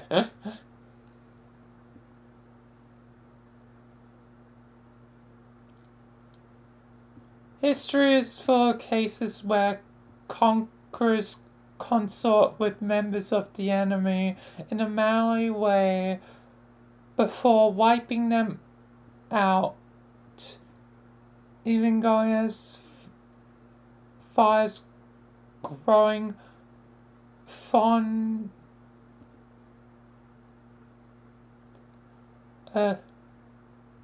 some. It's only civilized. I have a fishy feeling that this stupid doomsday machine thing is just another excuse to consort with someone in particular. All your feelings are fishy. Glub, glub, glub. Oh, don't you glub in that tone of glub with me, mister. I'll glub in whatever dumb ass bubbly sounding fish noise I want to glub. Oh, short, you are angling for so much trouble now. Okay, please, let's not just get into the whole fucking fish pun thing again. Like, we get it. We are notorically themed. Heh. Okay. But yeah, I don't know. I don't know why she ignores me. I guess she's just bored with me. We've had it all set up for her to give me this thing tonight that probably doesn't even work, but yeah, maybe that wasn't the point. I mean, you'd think we have a pretty good rivalry going, right? Or at least we had. It was pretty fucking bitter and contentious for a while there. And there was some good chemistry. I don't know what happened. I guess. I wouldn't really know. Some people just drift away, I think. Or just aren't as into the quadrant as the other one wants to be. So you really think your feelings for her run that dark? It doesn't matter, like I said, she's bored shortlets. I guess I'm not as good as an adversary as I thought.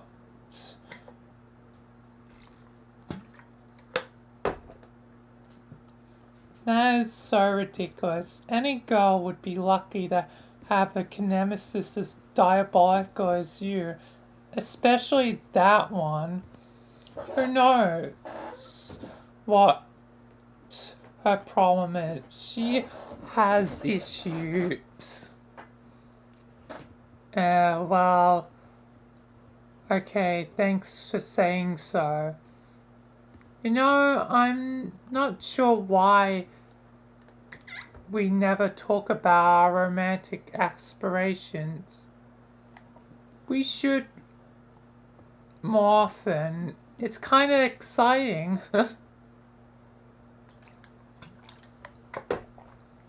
Shrug.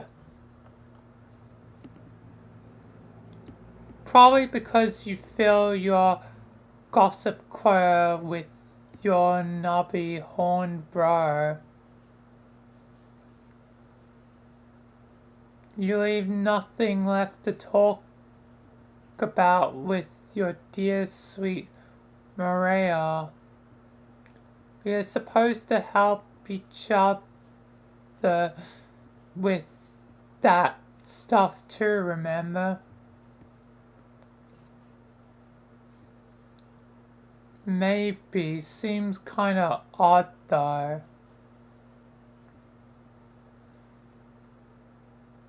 Your stupid fish face is what's odd. Have you ever thought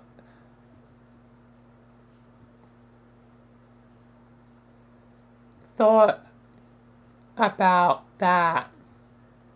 Fine.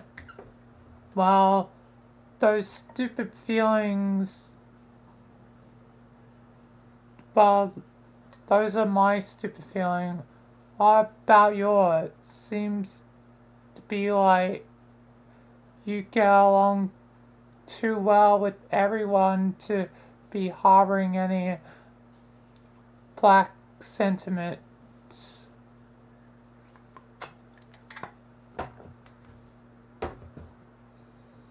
Yeah. I can't think of anyone I feel that way about.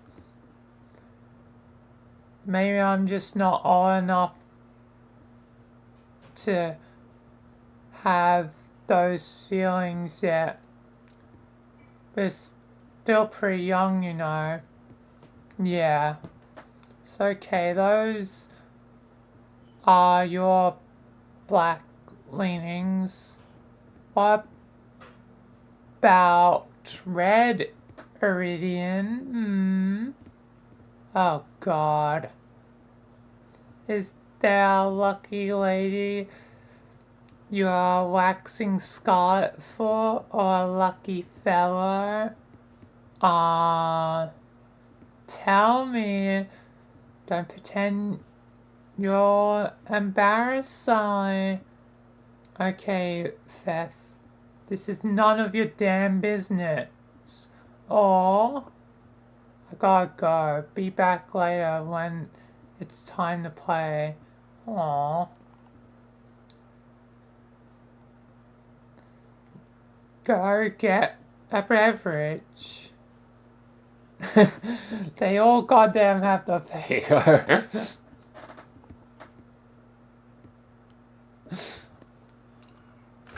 Fago is just a troll constant. They all like. I've never had.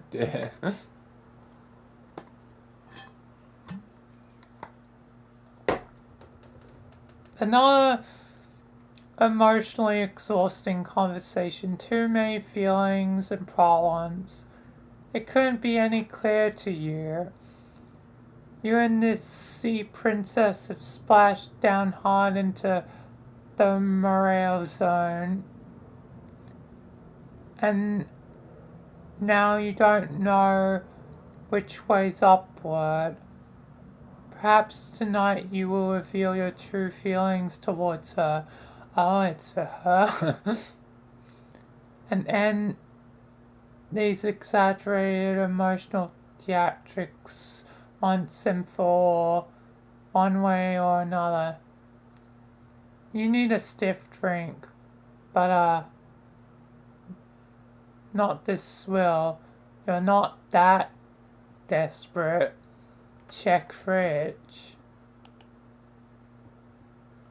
You pay a visit to what the common land dwellers refer to as a thermal hall. Instead of the more aristocratic and especially esoteric and alien sounding term, a refrigerator. Open it.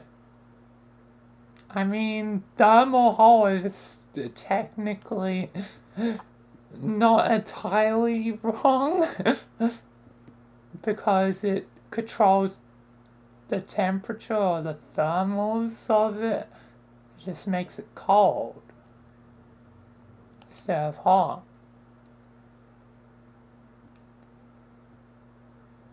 A bunch of unbelievably shorty ones tumble out. Of course, you knew they were in here. You're not sure why you even looked. Some things never change. Go get a beverage.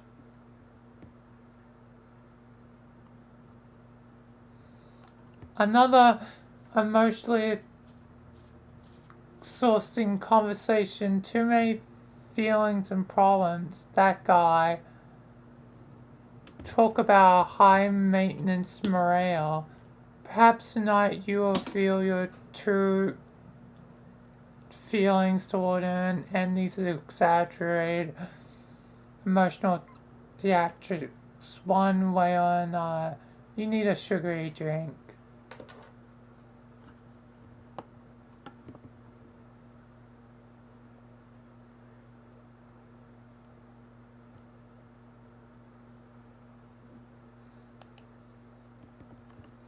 Underwater. Shh.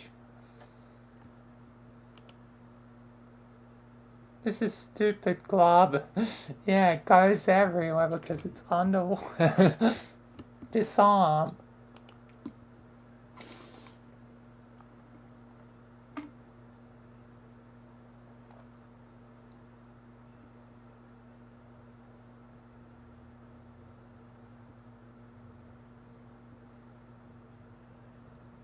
Two X3 didn't kind.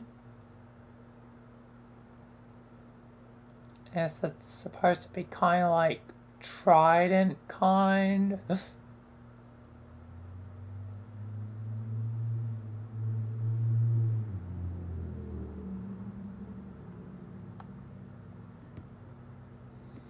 You decide to unwind and take your mind off the drama for a while before starting the game.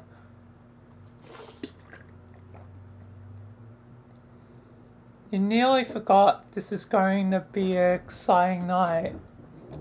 Everything you are about to do next is exciting. It's always exciting.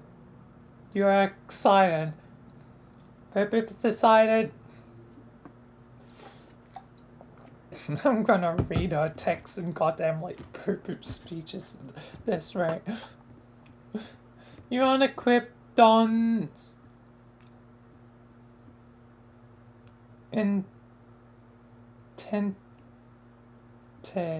a golden double calling fork, a legendary weapon reserved for royalty, and generally only used for ceremonial purposes. Disarm. Rifle kind.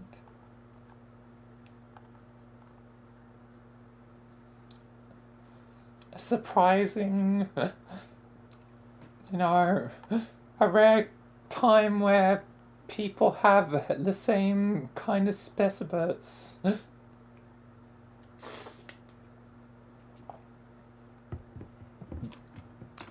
You unequip Ahab's crosshairs. Oh, that's the weapon Jay needs to get. And it's Eridan's.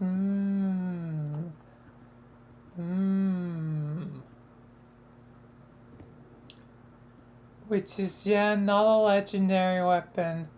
About as powerful as your kind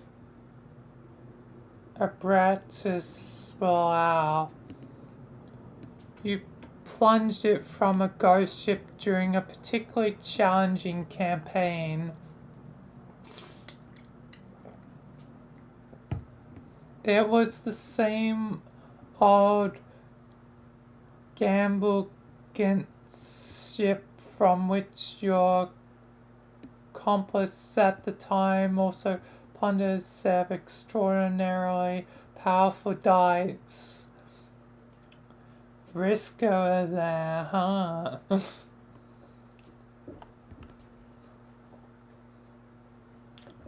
So him and her, bye. At that time, you always feel sorry for the adversaries you'll face tonight. They will likely pose neither team much challenge at all, unless one of the links in the prototype chain includes something especially huge and monstrous. But really, what are the odds of that happening? Brother Vriska, it's gonna happen.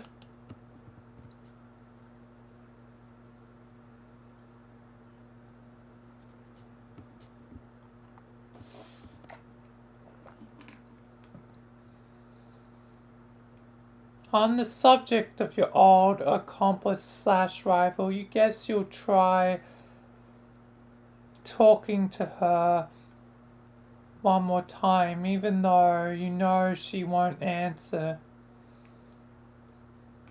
You know she is bored shortless with you and your drama. You almost start not to care about this stupid doomsday device, which probably won't even work. She probably knows you know it won't work. She has probably put all the pieces together and knows it was an elaborate ruse to be in cahoots with her again.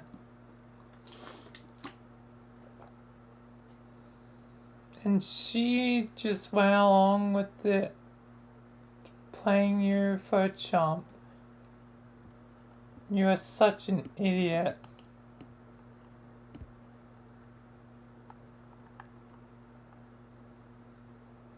Then all the blood stuff happened. Yes, see, no answer. Bored, shortless, just like you thought. She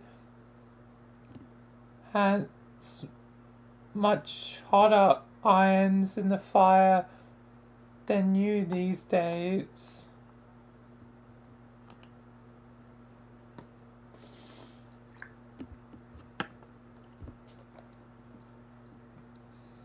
But it wasn't that long ago that you were the hottest iron.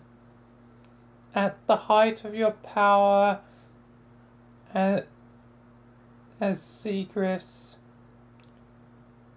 Marquis Mindfang and the Orphaner Dulskar were in alliance as an unmatched terror and in competition unbridled tempest. Either way, spoils were typically traded and shared. No levels were left for anyone else to gain. None of the levels.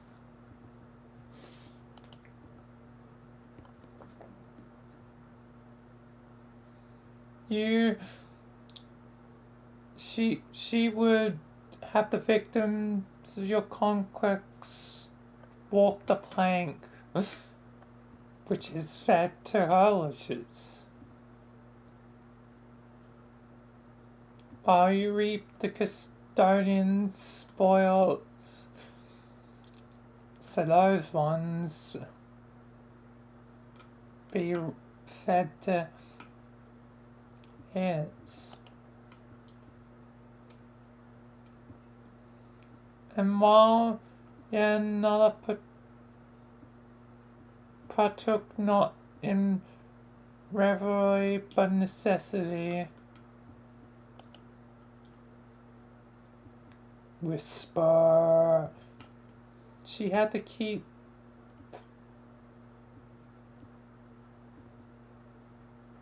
her fed to keep her calm, to keep her terrible voice down.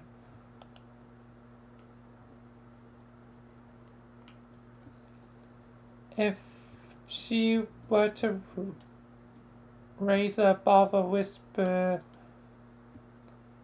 trolls would begin dying. First the lesser bloods, then those more physically, psychically susceptible. If she raised it to a shout, all on the planet would die. And sea dwellers alike. If she were even to get really upset, she might release the vast glob, a psychic shockwave that would exterminate every troll in the galaxy. Jesus. So her hostess is basically a hey-ho ring for trolls.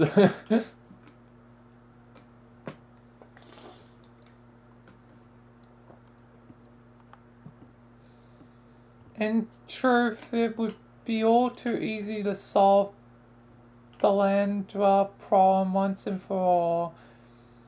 You just need to line up on the feeding schedule for a while. Maybe you'd be a little too busy to bother with that hassle for once. Or maybe you could happen to be off your game for a spell. It happens even to the best sometimes, but no, it would make her upset. More emotions, more problems, that's all you need. Some time later.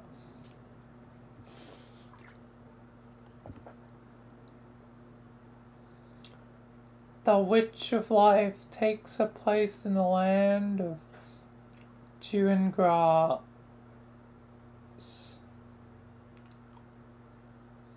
Report to Eridan. Why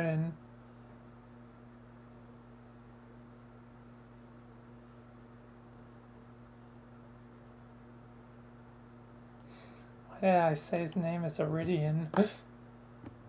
Maybe like, like Iridium, like iridium, and probably ball hands. Anyway.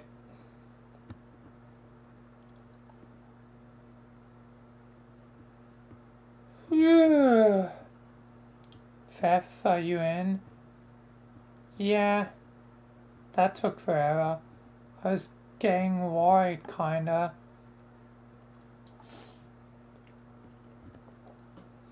Yes, it was a pretty close call and got kinda complicated, but Suggs finally came through.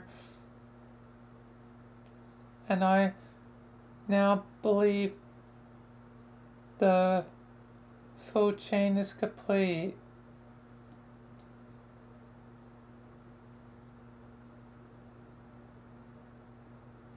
Man, that guy is a fucking drama machine. Is fucking pathetic. Your stupid fishy face is the drama machine that does nothing but whine and glob. Fuck, sorry.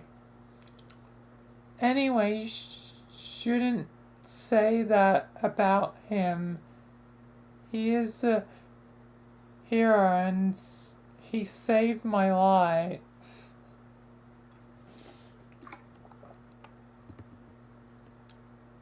Yes, sorry.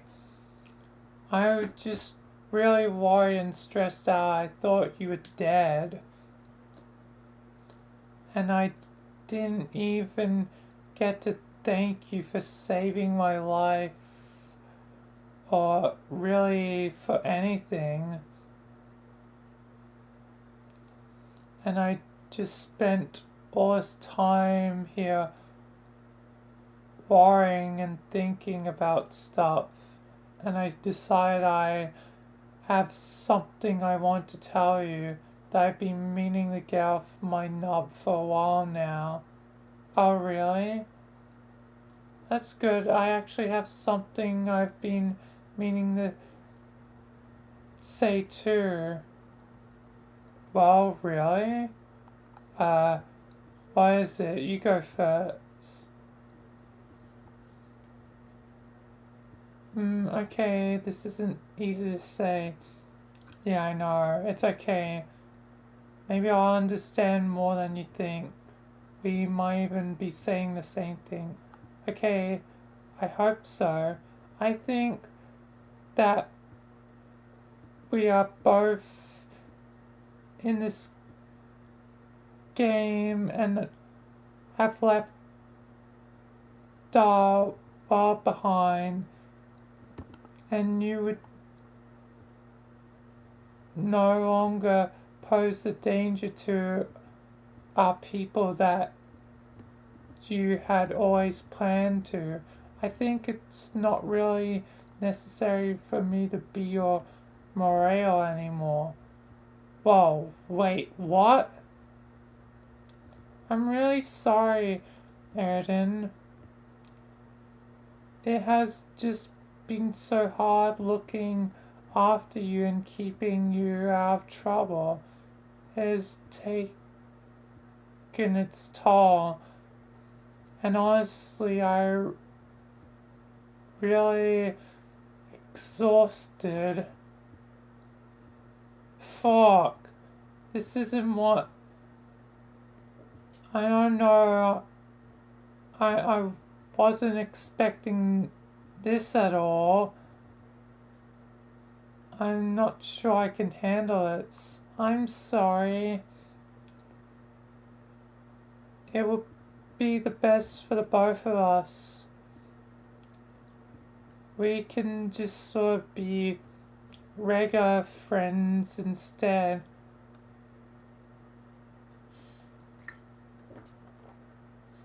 No, please don't. Look, I'm being serious here. Don't do this. I won't even use my weird accent while I type, okay? So you know I'm being really dead serious and honest about this.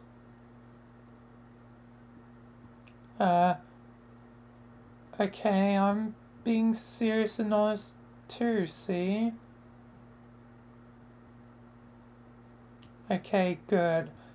Are you sure you aren't being hasty about this? You've just been through a lot. I mean, we are supposed to be fated to be Morales, aren't we? Isn't that how it works? You can't just throw all that away 'cause you're sick of me. I'm not sick of you, Aiden. I still really like you. In order to be destined for allegiance, both people have to be on board, don't you think? But I can't do it anymore, so I think it just wasn't meant to be all along. And really, you just don't need me anymore. You are free to do as you wish. We both are. I can't look after you anymore.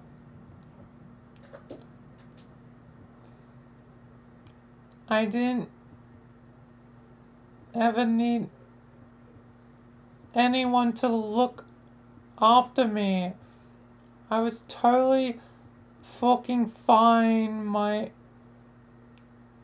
ambitions were noble and really none of your fucking business, quite frankly, Your Majesty. And the only reason I put up with this sticking my flipper in this fucking short haul quadrant with you was what? Never mind. Tell me. Okay, fine. I apologize for losing my short over this.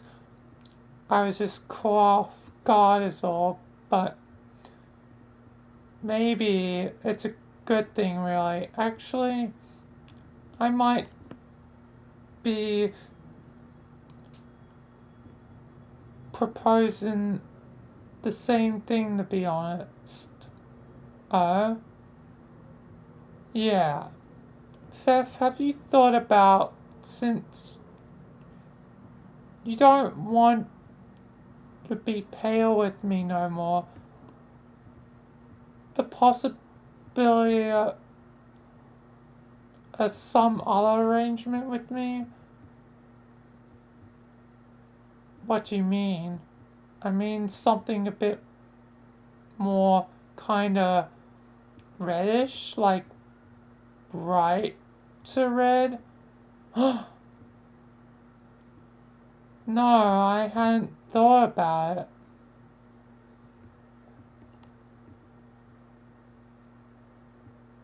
Okay, well, what do you think about it now that you're thinking about it? I really don't know about that.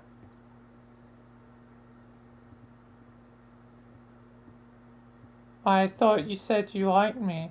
I do, but I don't know if it's really in that way. Couldn't it be though? Don't you think there's room for your collapsing and expanding bladder-based aquatic vascular system for those feelings? I never had a chance to consider anything like that. I've just spent all my time worrying about you and trying to keep you from killing everyone or hurt yourself. It took all my energy. I don't think I have anything left for those feelings either. Oh God. What? I'm the biggest fucking idiot who ever lived. I can't believe I just opened up to you like a chump when I knew what was coming. I'm one sad fucking brine sucker over emotional sappy trash. You're right, I'm not better than anyone. I'm worse than anybody. Everybody. All the bites. Stop, God. Will you just clam up for once in your life? Always copying and copying and copying.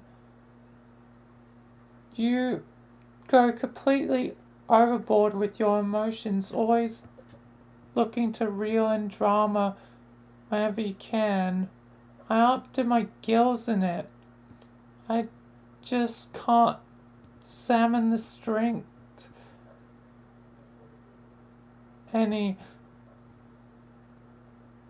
anymore.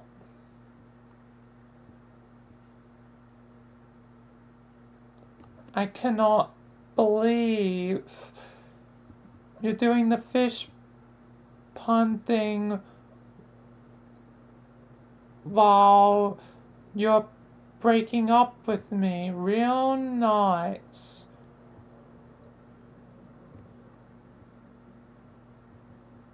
Oops, I mean real nice.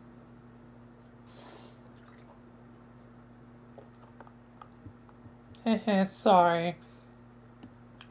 But really, this shouldn't be as bad as it sounds. When all is said, done, I am still your friend.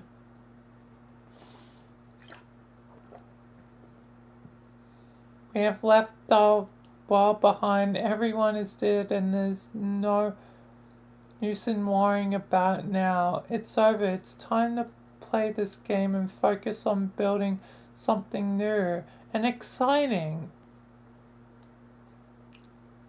So, hang in there, Aiden. I have to go now. Sox is in serious trouble and I have to go help him. Bye. Wait, don't go.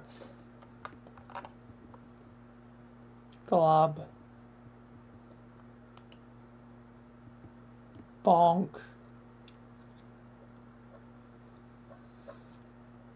Aaron, man, you just best, you know, bury the feelings. Proceed to gate. You're free. Free flying. Check on Solix.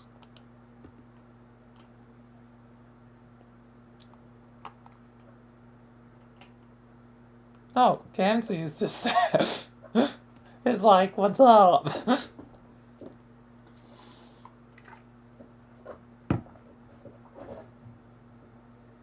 It's like, what's up? I'm just here too, a part of the cat jackpot. It's a great fucking party filled with miracles, man. And the miracle team. Go Team Miracle. This is the motherfucking short. Bro, are you okay? Hey. Oh God, what have I done? Solix, please tell me that's just honey. Please tell me that's just honey. Please. Haha, okay, believe time is over. Oh God, oh God, oh God, oh God. Yeah,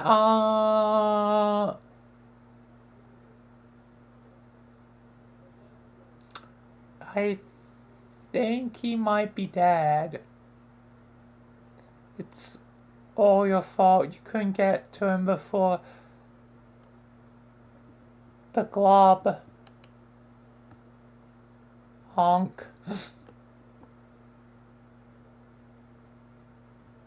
There, you blobbering goddamn pansy. Land of tents and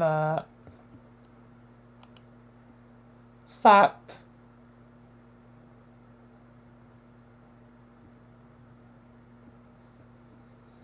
Indulge emotional theatrics. Gamzee just looks stoned. I feel like Gamzee Pico friends with Stoner Frank. All about those motherfucking miracles, man, right? Yeah, man, I totally agree. We should get stoned together. Hell yeah, brother, let's get stoned. Hell yeah, hell yeah, hell yeah, hell yeah. That'd be the interaction between, like, Stoner Frank and Gamzee. Anyway.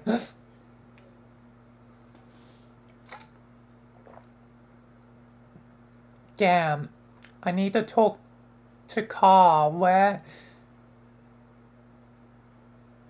is he? He isn't answering.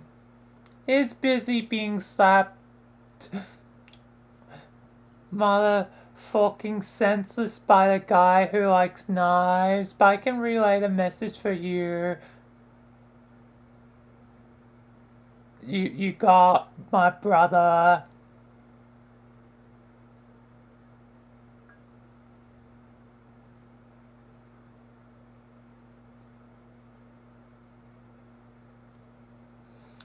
I don't feel comfortable with that.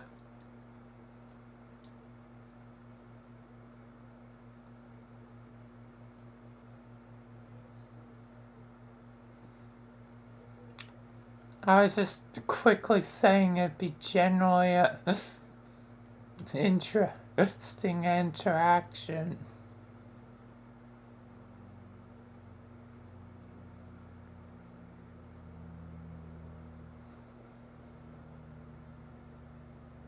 Yeah, my thoughts are quick thoughts gone.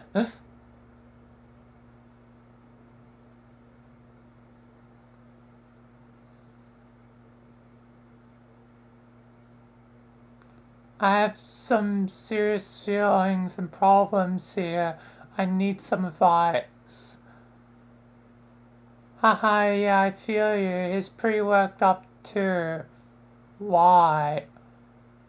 Because our good bro Solix just kicked the wicked motherfucking short.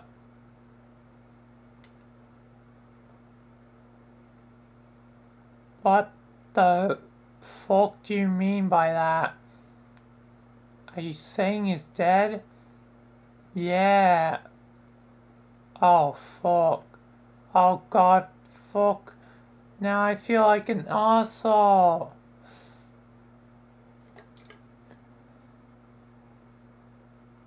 Yeah, I say the asshole thing is just about what everyone feels like. Cockhead blames himself on a poor motherfucker, but I told him to be chill. Because there's a miracle coming, I can feel it. That's the worst fucking advice. One awful thing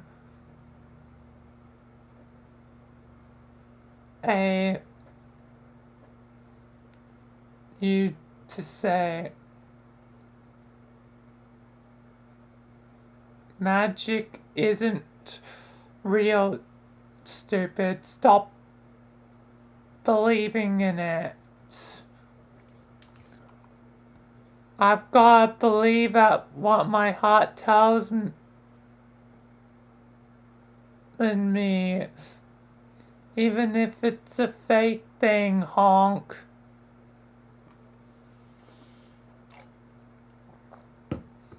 This is a lot of pointless fucking rubbish and isn't no emotional help to him.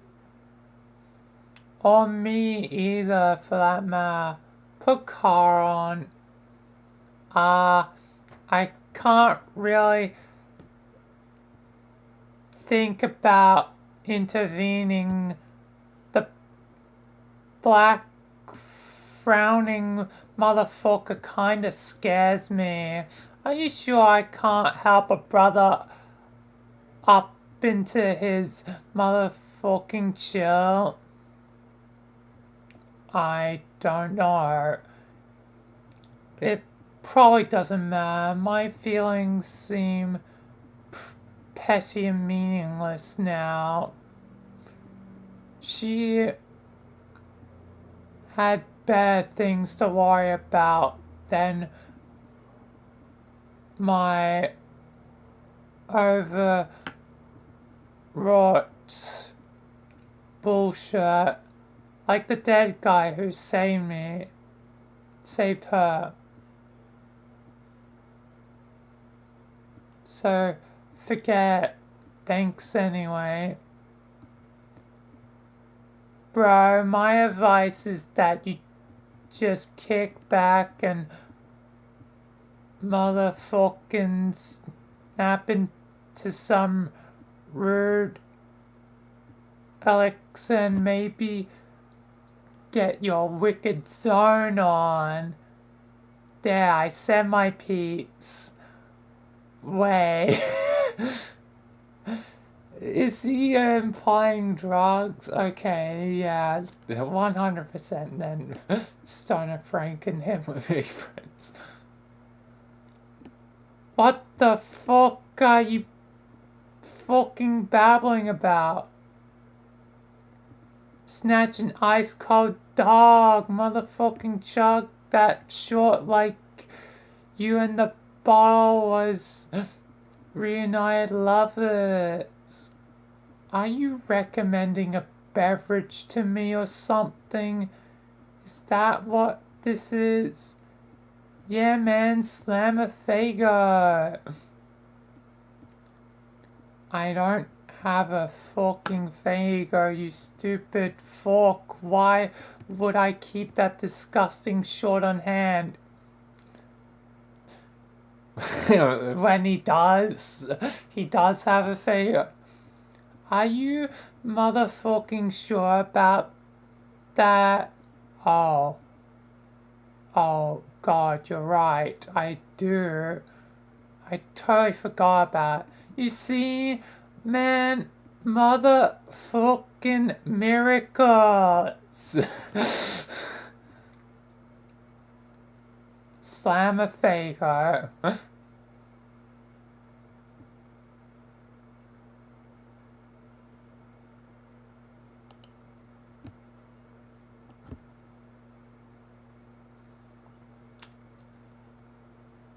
Everyone speaks with a lot of swears.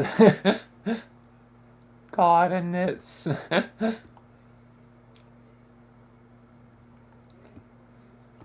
there was a lot of jokes when the pilot came out, like of Homestuck, where it was like, man, this is the show seemingly written by Fizzy Pop, but Andrew Hussey has been making every like character swear like forever.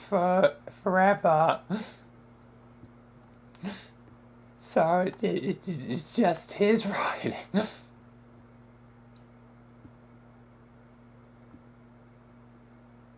You pretend to kick back and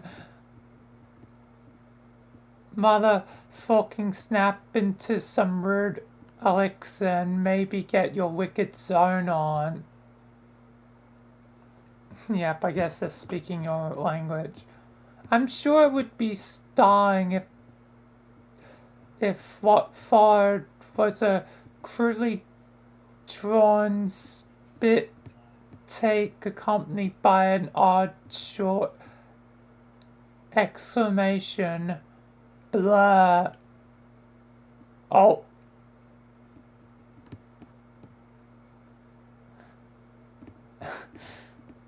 That was like a it's like a jump scare.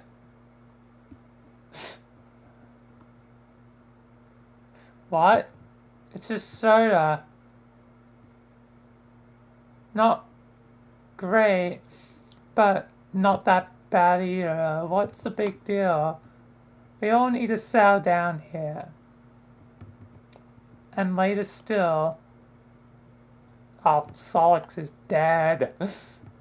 A princess prepares to administer a universal remedy for the unawakened.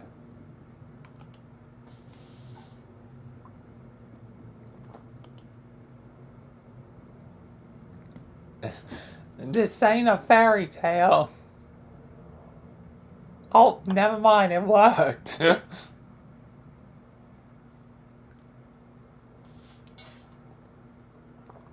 Welcome back, Solix. Blur. Face palm ×2 combo. Honk.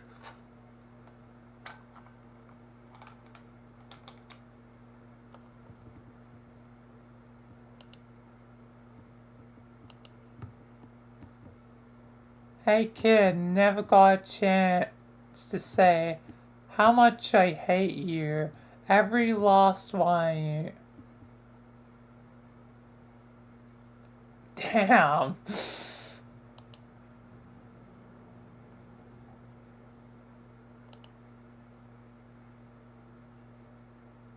Face palm times one combo. Goddamn troll kids make you turn around, smooching each other. Makes a man want to stab his own gut and puke blood. And you agree with this statement? God, I guess you're not a fan of romance.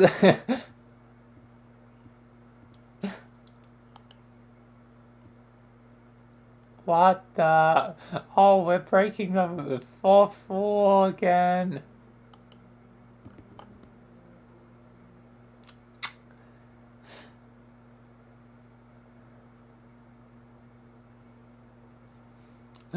Breaking the fourth wall again.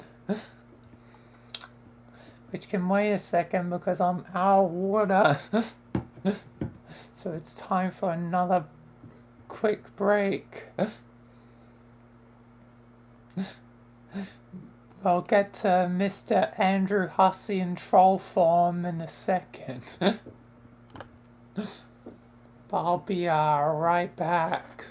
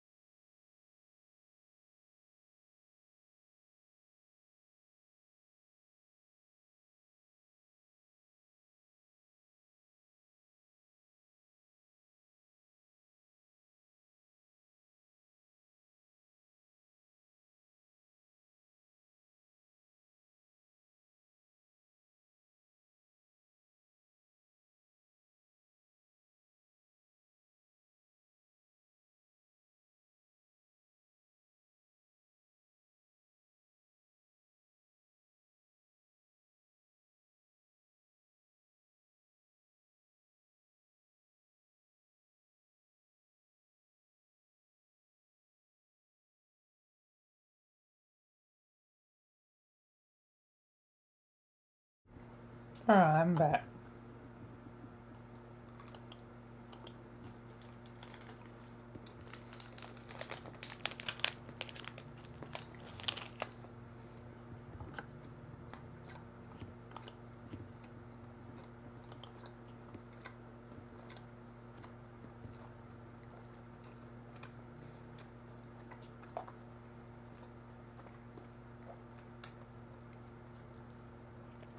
And with the no snack as per usual.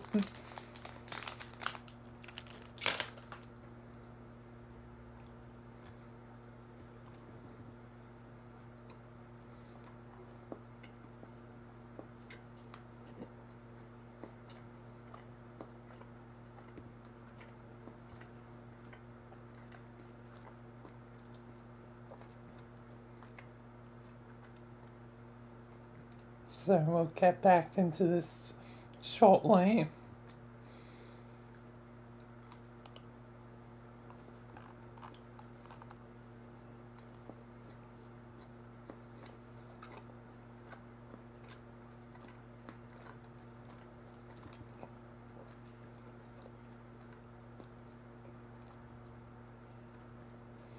And getting closer to my mystery items.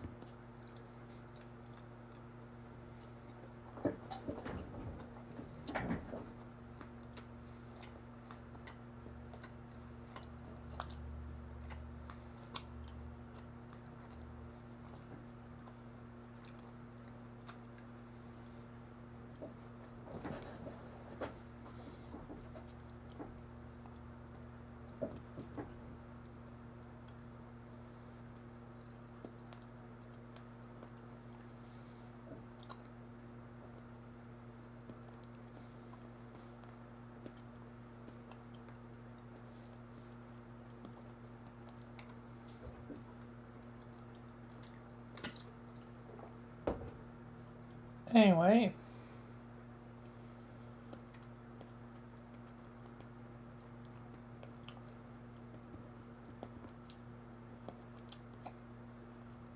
let's continue.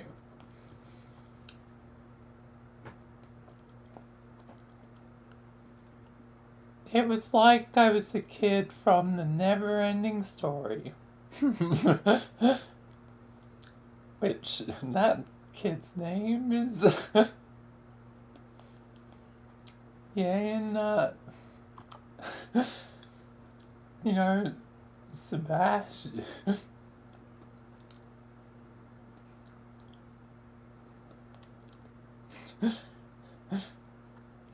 Fine enough, you know. Yeah, my name. Anyway, I was chased by some boys into this fucking attic, and now I'm watching people, watching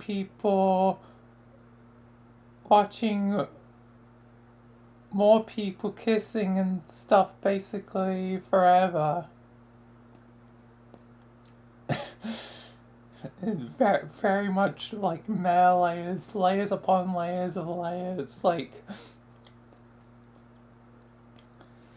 when does it end? You know, people reacting to people, reacting to people, reacting. It never ends. Got to see, you know, some things goddamn never change. Maybe not glad to see, maybe that's not the right word, but things never change. Anyway, how many melees removed in this story can we get?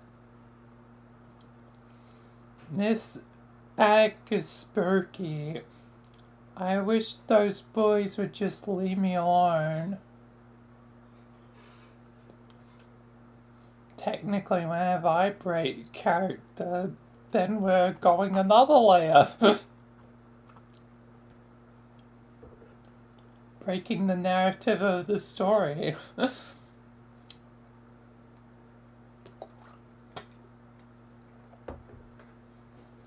I am gonna ride a magic dog through the sky and fuck that short up.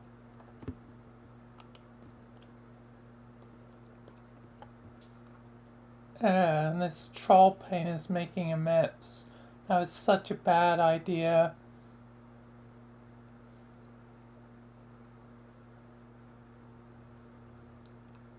Oh, this is like already referencing like, conventions, like the paint go everywhere.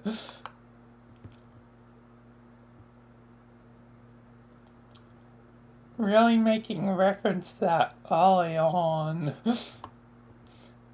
Interesting.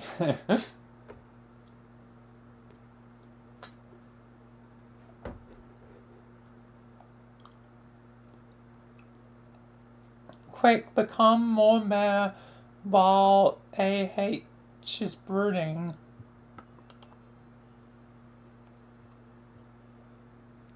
Okay, we got another layer. And yeah, again, if I was a break character, it'd be again another layer.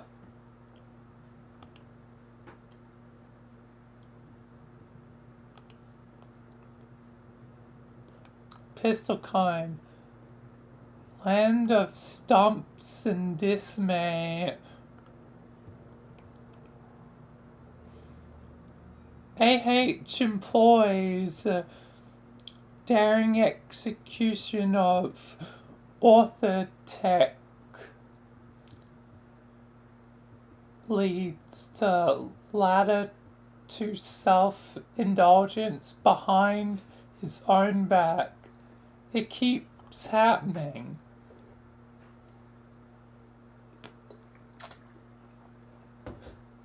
That's not the thing that keeps happening. It's the stairs. Warn you about the stairs, bro. That keeps happening.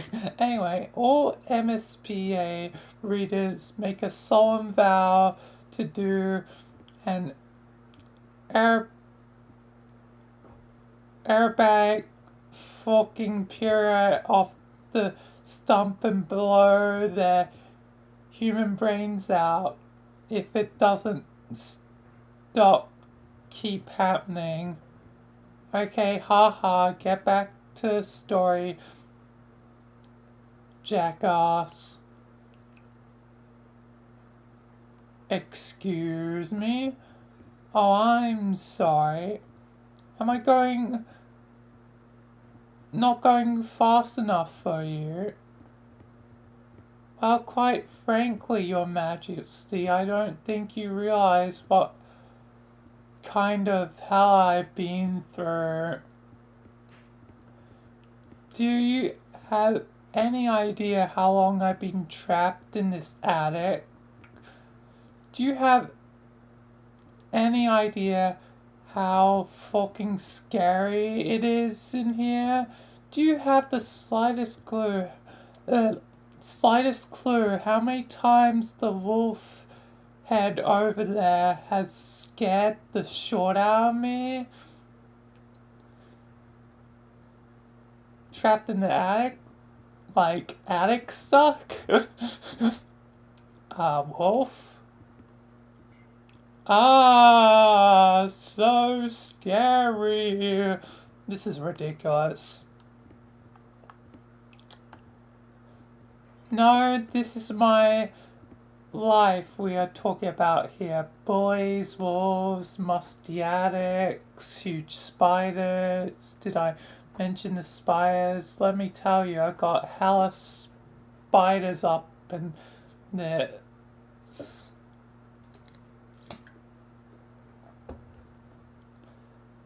there do be a lot of spiders. I'm from Australia. Fuck this. Horn fell off. Damn it, piece of short. Wonder if there's any glue in here. Screw it. Do you have any idea how much power I yield over you? to what extent I can ruin the short you step in with that squeaky clean Sunday loafer you use to stomp that bookmark and stamp that F5 key. Day goddamn in and day fucking out. Do you even possess even the most infinitesimal kernel of cognizance for the degree to which I can make the scorn shivering weasel that is the totem spirit representing your wretched fascination with this website squeal in heart-rending remorse? It would be so easy. I could stamp my grey smudgy finger.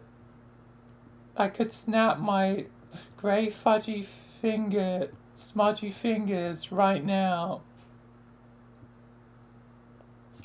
and make you read all the troll romance segments all over again, back to back to back to back.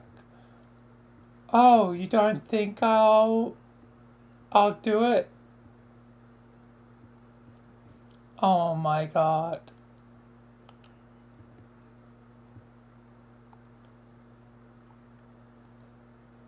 Oh, it's gonna be oh lord, it is just the whole thing again. It is just the whole goddamn thing again. I'm not reading it again. I read this not too long. Blah blah blah, troll romance is complicated but also human,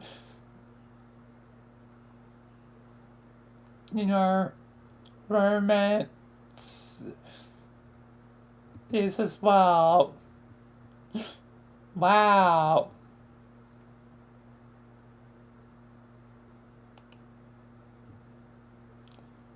Booyah! Spike. That just happened, Beach. Alright, now you're definitely trolling us. Come on.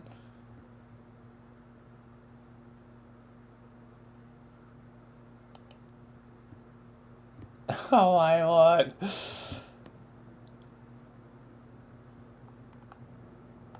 Ha ha ha ha ha ha ha. Recap then? Oh god. Another recap. No, I think we're good.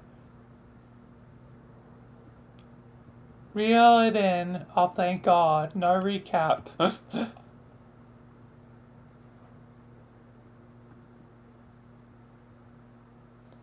Okay, I guess I have trolled you guys enough. Where were you? Where were we? Oh yeah, Slick. Move this along. Yes, let's move this along. It's bad enough you had to watch this broad smoocher corpse and this kid bawl his eyes out already. Even if it was centuries ago. Next.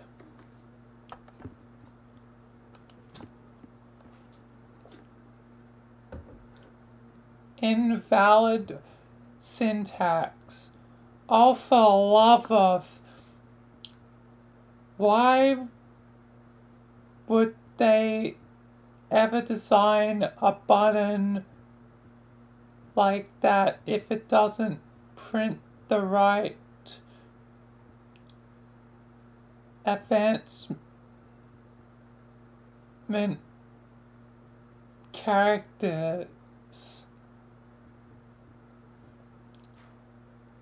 You are really getting tired of mashing the equals key. Type equals then. That won't probably do it either. That does do it.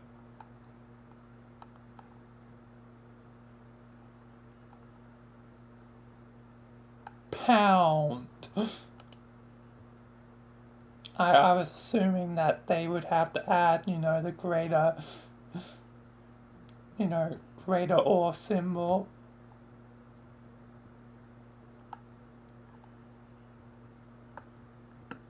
This moon is different. It's very purple and quiet. Doesn't look like anyone here is awake yet. Not like the yellow moon you were just dreaming about. Plenty of friends there, all up and around making a racket. It was fun for a while, until you woke up with honey in your mouth, killed Ulysses, saved the princess, and died.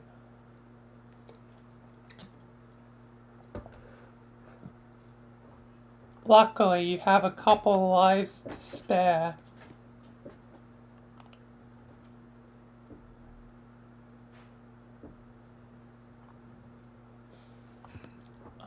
So he has two dream selves, I guess, with his dual selves. He has a Durst dream self and a Prosper dream self.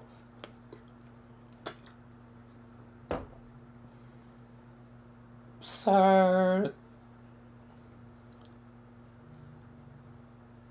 Sox is only just awakened and Durst, but is reawakened to life. Okay.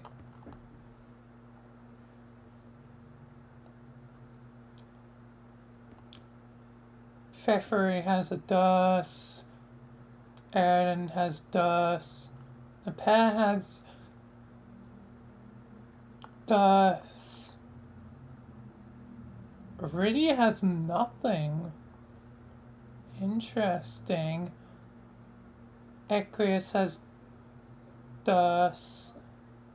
Kanaya has Prospit. Vriska has Prospit? Really?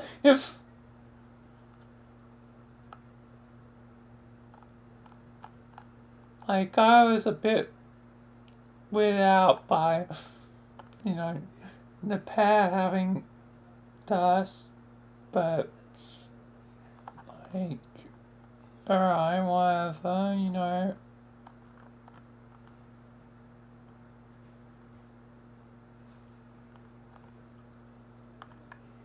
Maybe Aurelia does have a Durst one, maybe? Who knows? But Vriska having Prospit? Anyway, Taras Prospit, Gamzee Prospit, Terezi Prospit, Carcat Prospit. Yeah, I can see that, I guess. But seriously, Vriska? Vriska. Okay. Most other players get one extra, but you're kinda a special case. Boy. Oh, we're back to this. Huh? You there, red and blue-eye boy. Hello.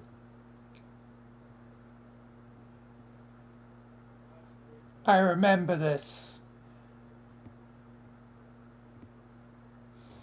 I did not get the chance to formally greet you. I suspect this is what made you angry. But worry not. I have been brushing up on your troll etiquette. Pardon me while I consult the appropriate pages. It will only be a moment. This book is very thick. Just what you need. Another voice of the imminently deceased invading your head. Haven't they caused you enough trouble already? Get it out. Trick is sure confusing. Oh jeez. Get it out, get it out. Oh jeez. It's Juice! My boy! My boy!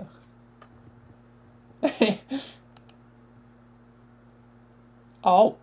Yeah. Blast off.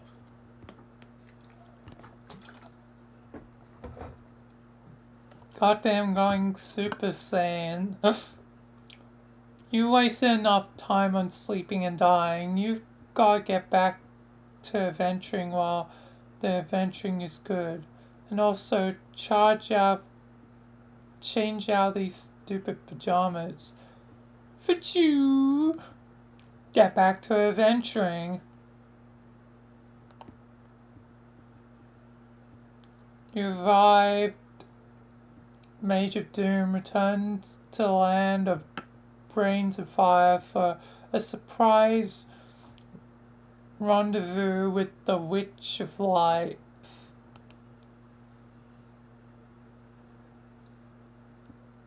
Copy. What the heck is going on here? Get back to adventuring. Has he been trying to make a bunch of brains or like Solix to try and bring back his corpse?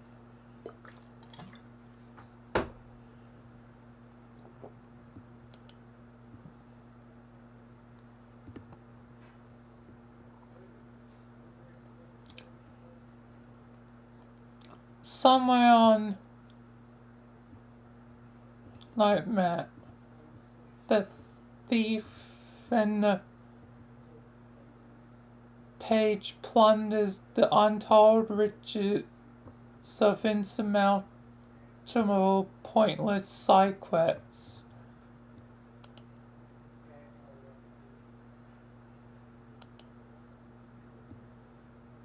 Oh, those are the big boombox. That's pretty good.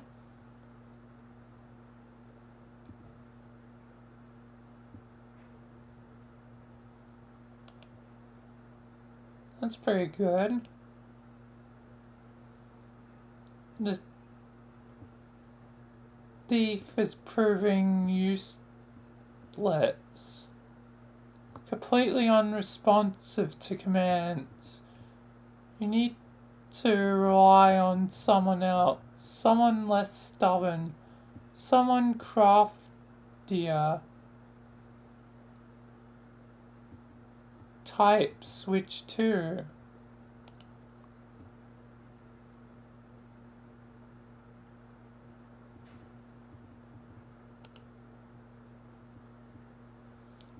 While the Night of Blood charges ahead, the seer mind remains behind to unravel the mysteries of the land of thought and flow.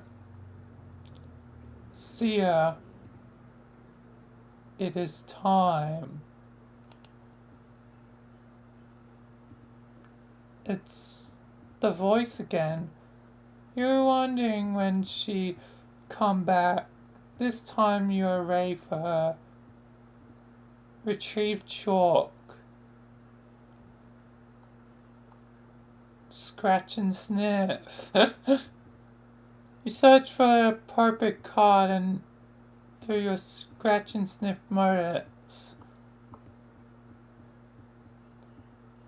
The card will be unmistakable.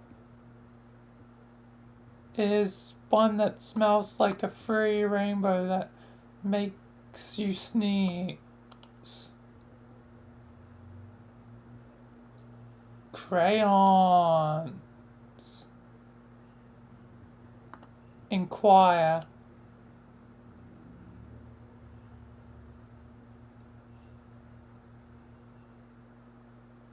Time for what? To begin your mission. What mission? You must eliminate the Arc Agent.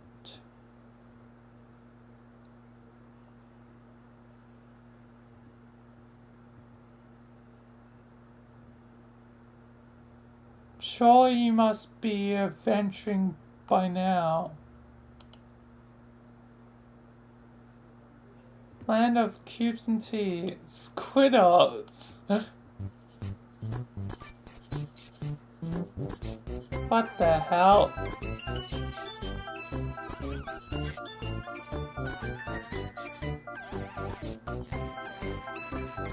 What the? It's the Squiddle. Oh my god. Okay then.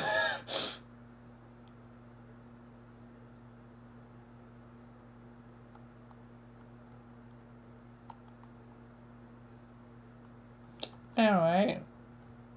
Why yes, as a matter of fact, it appears that the row of heart has been keeping herself quite busy. Aggress. Oh damn, the Pez. Yeah. Oh yeah.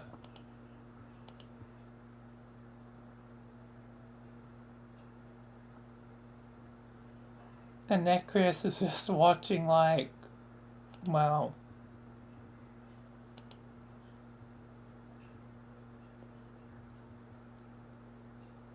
Saccharine disposition. Pouncegreet. Tackle slide. Little cubes everywhere.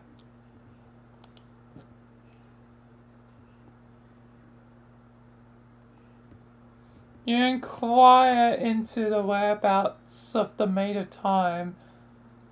The air void has no idea where she went. She just disappeared.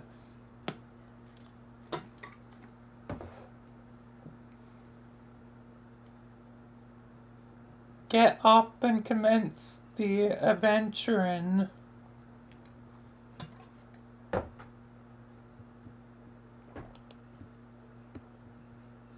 The underlings have been getting enormous lately. Must have been something one of those other clowns' prototype. Speaking of clowns, answer Carcat. It does not appear to be a message from Carcat directed at you specifically. He has just updated one of the many memos on the Trends Timeline bulletin board he set up a while ago. You since no longer bothered keeping up with the endless and mostly incomprehensible communique.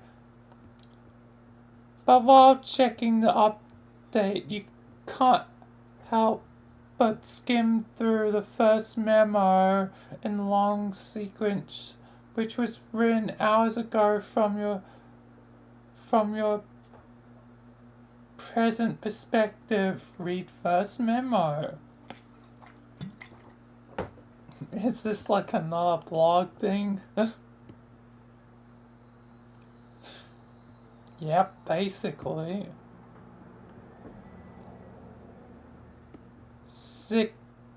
12 hours ago, I have a memo on the board. Team Adore Bloodthirsty.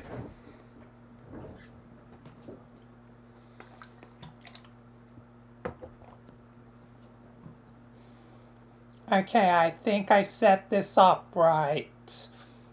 Fuck, should have come up with a better board name, but I guess that's the name it's supposed to have since that's the name that I already read. Well, that probably won't make any sense to anybody. Whatever, it's just a stupid name. Let's just do this. This is a public bulletin using Trojan's weird trans timeline features, which I don't really understand yet, but I'm guessing might be useful. I have included all 12 players in the subscription list so you can all be able to read these memos at any time.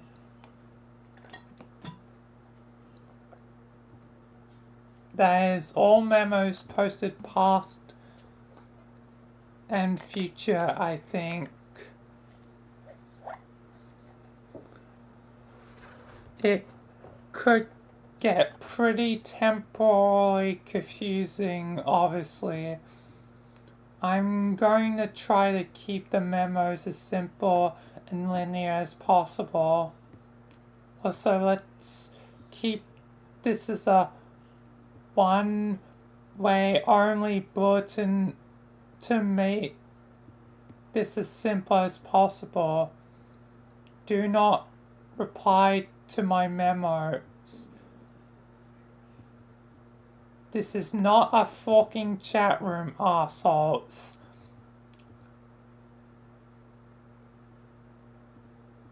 If you have something to say to me in response to a memo, message me in private at the appropriate point on the timeline. First order business is about the teams. As of now, you should all be aware there's only one team and we are all working together. And by now I mean time local to me as of writing this. So if you're reading this in the past, okay, first of all, how do you even know about this feature? Or a second, why didn't you fucking tell me? Whatever, I digress. If you're reading this in the future, then who cares? It's probably all news to you. Actually, now I think about what's so special about reading this in the future. It's like a bulletin board. You post stuff and it sits there for a while and people in the future read it. Big fucking deal, I guess.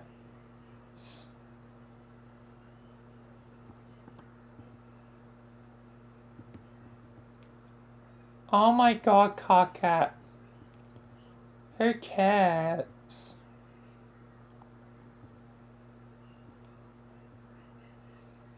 Anyway, like I was saying, one big team over which I have assumed total leadership. I will assume that I will continue to stay this way for the duration of our quest, and that I will remain as impeccable leader for the span of hundreds of hours while I guide us all to a stunning victory.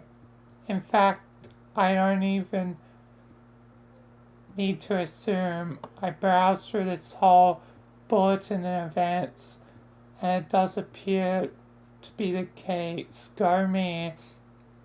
In fact, since I've seen what I will write in the future, I wonder what impetus I will have for writing it later when I'm supposed to.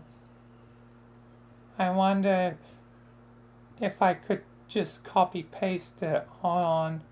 Damn. I guess that they thought that. I don't know. I looked at the whole button again, but now I've opened this one from the beginning. I can't see the whole thing anymore unless I look at on one of your computers, or maybe if you send me a text file of it, maybe that caused a paradox or something.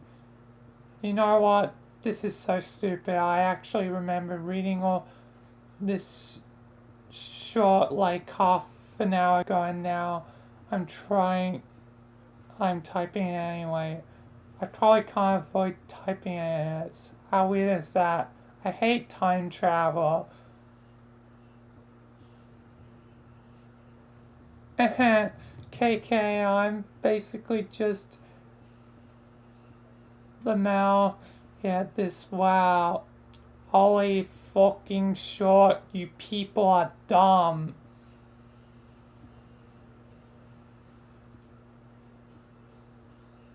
Dude, don't worry, I won't fuck up your memo for long. I just can't believe this was the big reason you wanted future me to help you open those ports. To basically just babble about paradoxes and argue with yourself for hundreds of pages.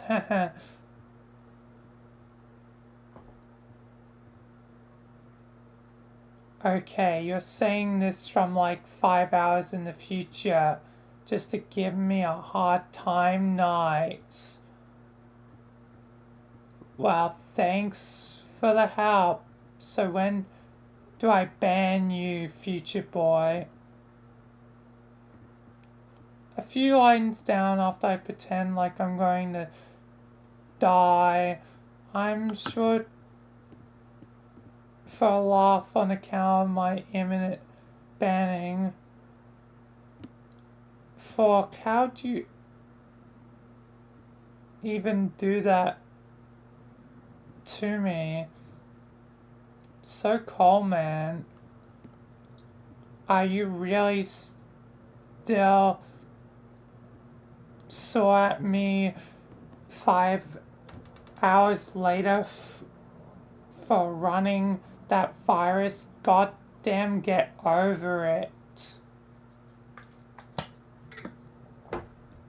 It was your fucking virus anyway. You're to blame. No, bro, we're cool about that. Now, future you and I connecting with me so I can enter the game. Oh, yeah. Yeah, so thanks that 5 hours in advance.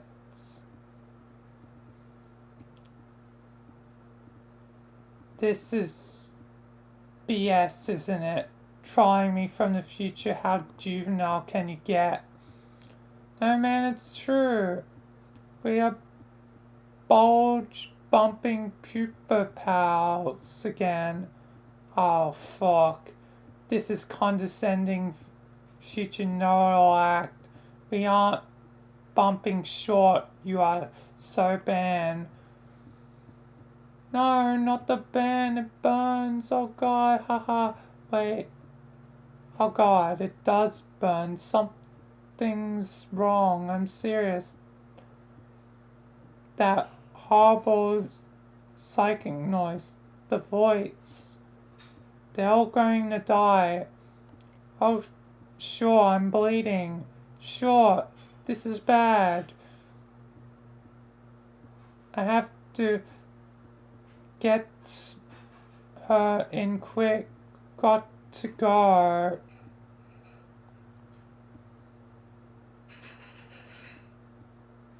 And so the porcupine, her belonging to the swollen hag known as the Lady Destiny has stomped another throat. Which one of you focuses next? Nobody? Okay, good. I'm fairly sure I remember someone else chime in before I closed this memo. You add dishonored short rinses, can't keep your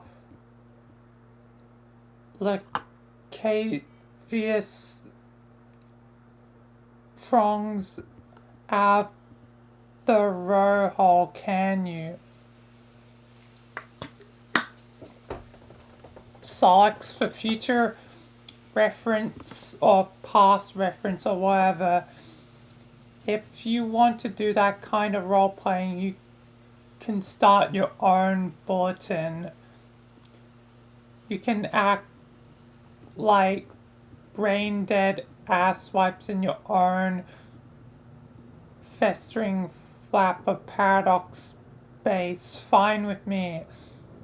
Everyone will be confused by the time paradoxes. It will distract them from how awful their terrible hobbies are. Choose your classes now. Level 69. Nice.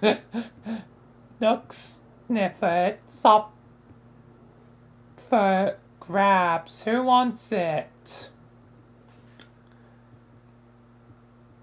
No, that's not an invitation for you fucking nerds to come in here and correct me on your goddamn fairy outs. Just do me a favor and keep me banned from that one, okay?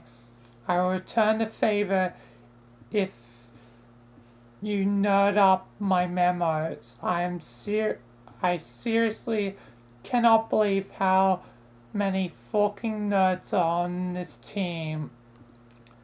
Just remember, this is my personal podium. A stump, if you will, for sole use by me as leader for important leadership business. Got it? Future. Cocker.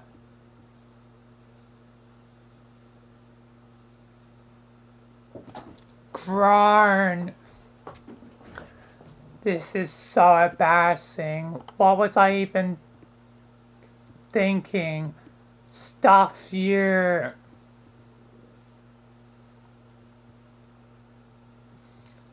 Okay, I'm fed up with this memo. Gonna close it out. You'll hear from me again later when I've got something else to say. I just scroll down, you dudes. It's all right there already because time travel. I know right. Anyway, just to reiterate, full steam ahead. Leader me forever, obviously. Peace the fuck out, D-bags. I like to add this useless memorandum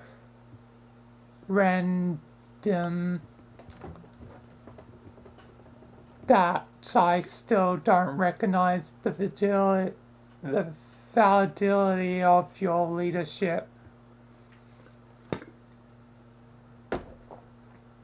Sweet mother grubs oozing vesicle third oral spincher. How can you people be so stupid?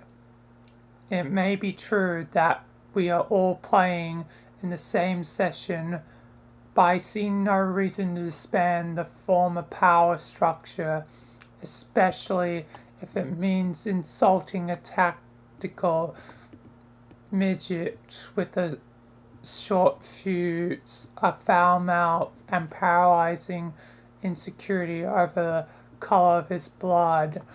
That's all I have to say. Oh, I have a short fuse. That's very funny. You can almost hear me laugh over the sound of the robot you're probably being to death. Or doing worse to. Hey, you do kiss your robots, right? Might as well clear the air as long as we're broadcasting this across the entire space-time continuum. Not usually. Ha ha ha. The funny thing is, in the future, everyone will recognize me as the undisputed leader, even you.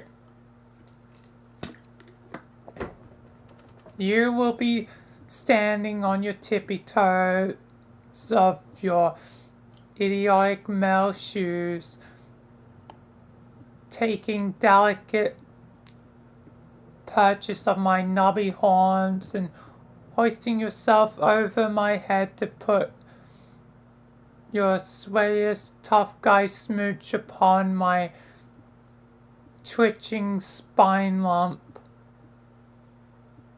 It will be tender and deferential like a pauper kissing a noble's ring.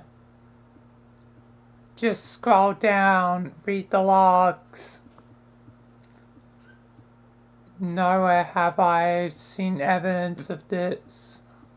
Most of this is from various points in the timeline, raving about nonsense and arguing with yourself.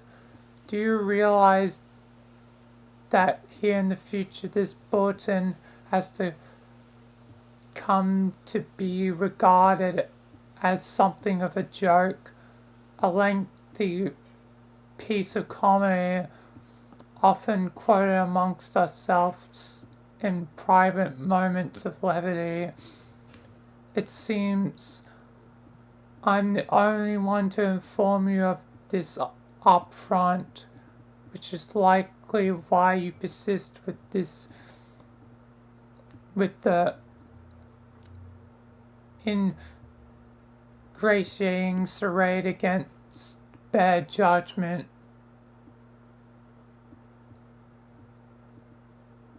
You're getting off on this, aren't you?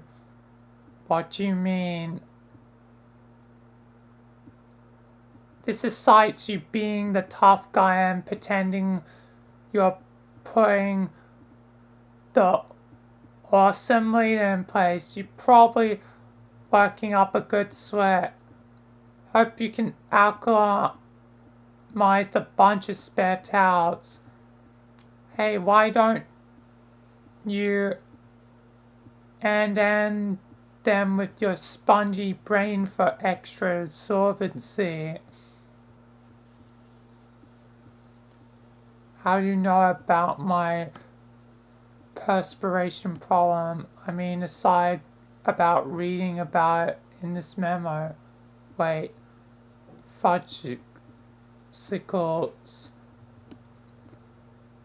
Then they got banned and Carcat closed memo. Jesus Christ, that was long.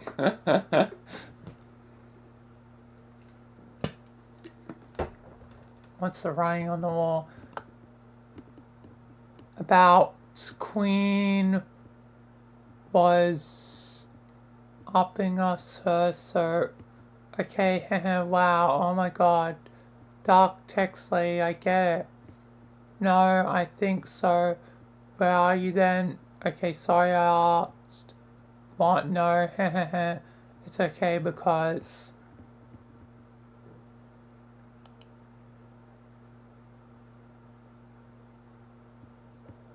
Red is the best and tastes the best.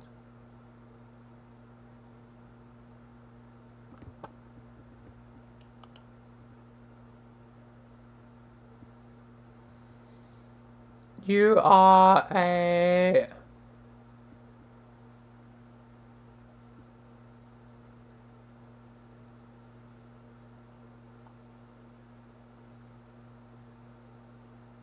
strange and I hate reading cursive.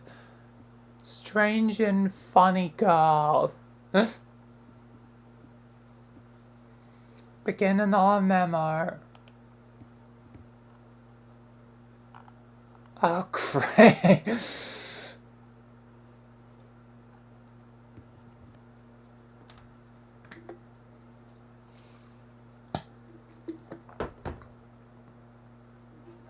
I'm gonna goddamn hate Carcat's memos if they're all very long. Oh my god.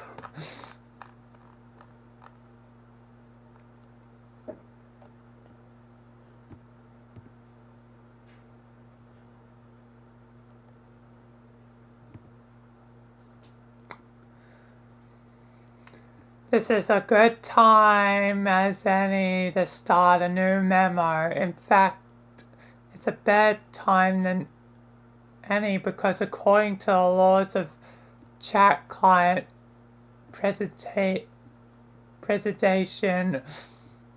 I don't really have a choice, do I? Fuck.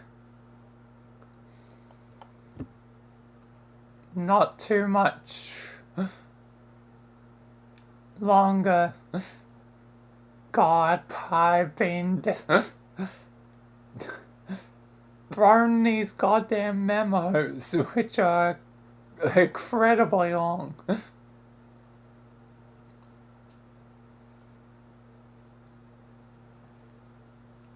It doesn't matter.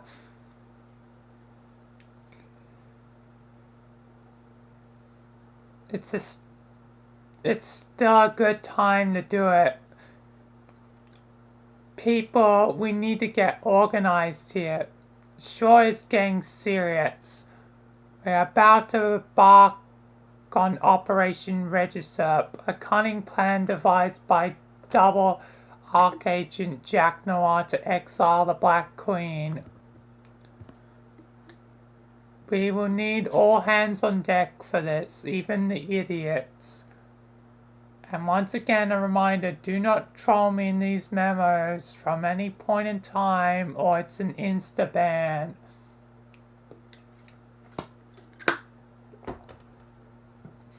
Also a note to my future self, if you feel the need to say something smug, do me a favor and shove a throb stalk in it. Just sit there patiently and wait for me to become you in due course of time, thus improving your intellect dramatically, or intellects pro. I forgot there's a lot of you fuckers out there. Or if you just ship your suits, I mean seriously, like there's nothing bad for you to do in the future. It's the future, for God's sake, a realm of endless fucking possibilities. Now, before we get started, let's take a toll of the situation at this point in time. My point in time. Who's in so far we're not, who's not, etc. Hey, sorry for busting in on the memo, but I can't get a hold of you. You're not answering. Oh, for fuck's sake. Games advices fucking useless.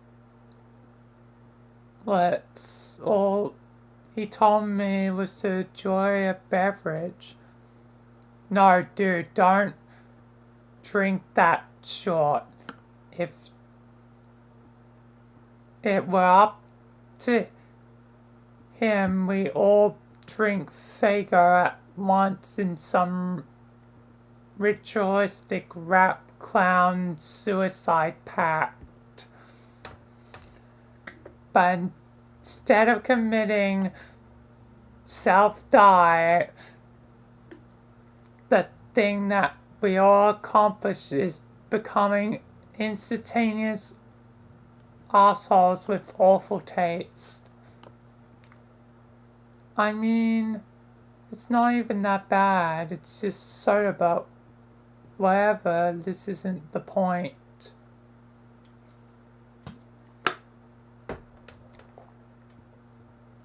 This isn't the venue for airing your future problems. Count C dip short. I know, it's just I got a problem with pfeffery. Oh yeah, it's this goddamn reading. They're both like pink. And I'm really kind of sitting here in bad shape about it. Emotionally speaking it.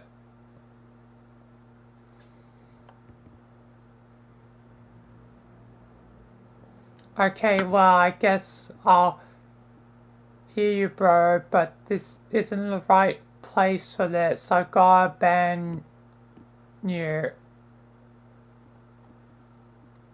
But seriously, just get in touch with me in private about it, okay, man?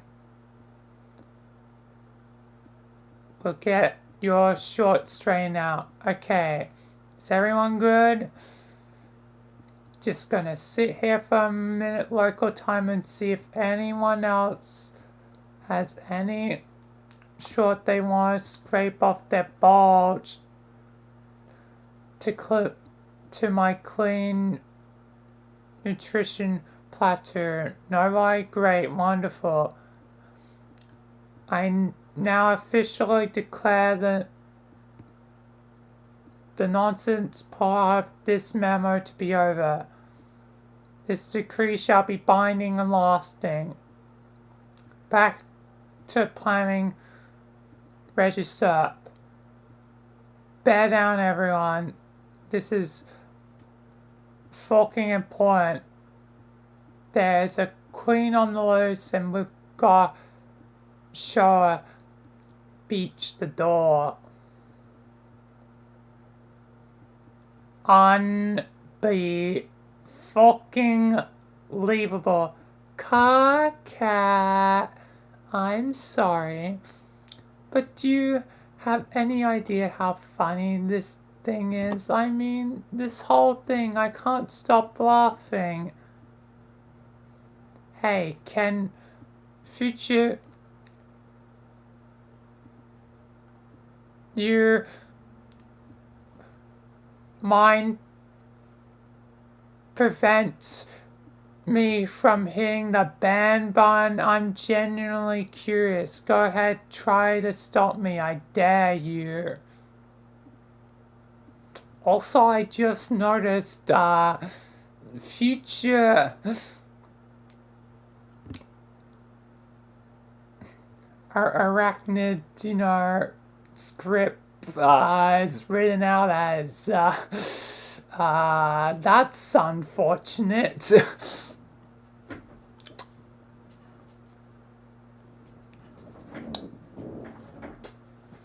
I feel like that was probably unintentional, but I'm just pointing this out.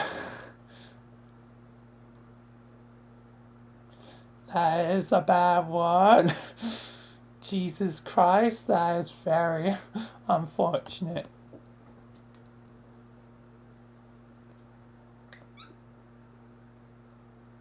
I'm not going to try. I'm just here to say this whole thing is ridiculous.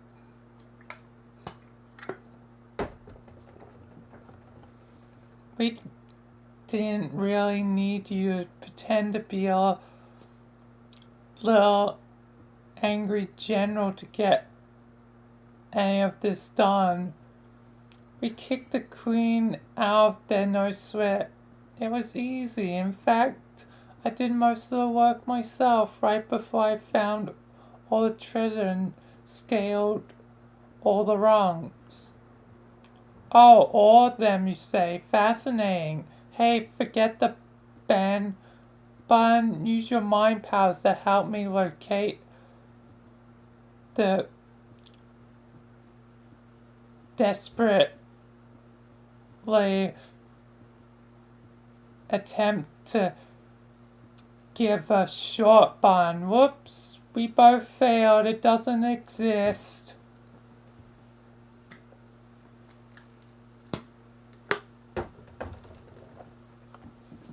Hey, I'm gone. I just think you should relax. You wound so tight through the You were wound up so tight through the whole invention. Now here in the present you're about to explode. It's insufferable.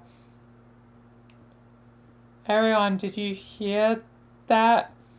Super Future Friska has an important life lesson for us all. We don't have to worry about our present responsibilities and obligation. But as it turns out, in the future, all that stuff already happened. We're off the fucking hook. Time to relax. Let's all crawl into our cocoons and get busy stimulating our auto rodius shame globes. For first one to start a wank fire gets a shiny burn dollar. This is an order from your leader.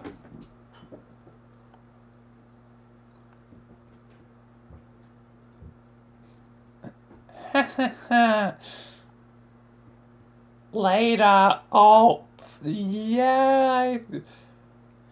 It does seem like maybe it was a tension out.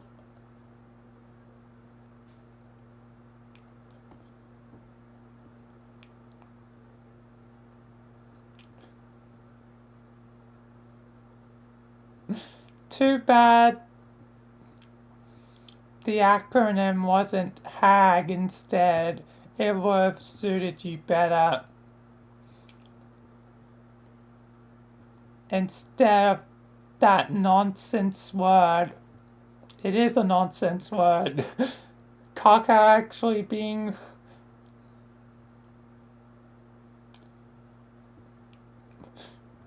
reasonable.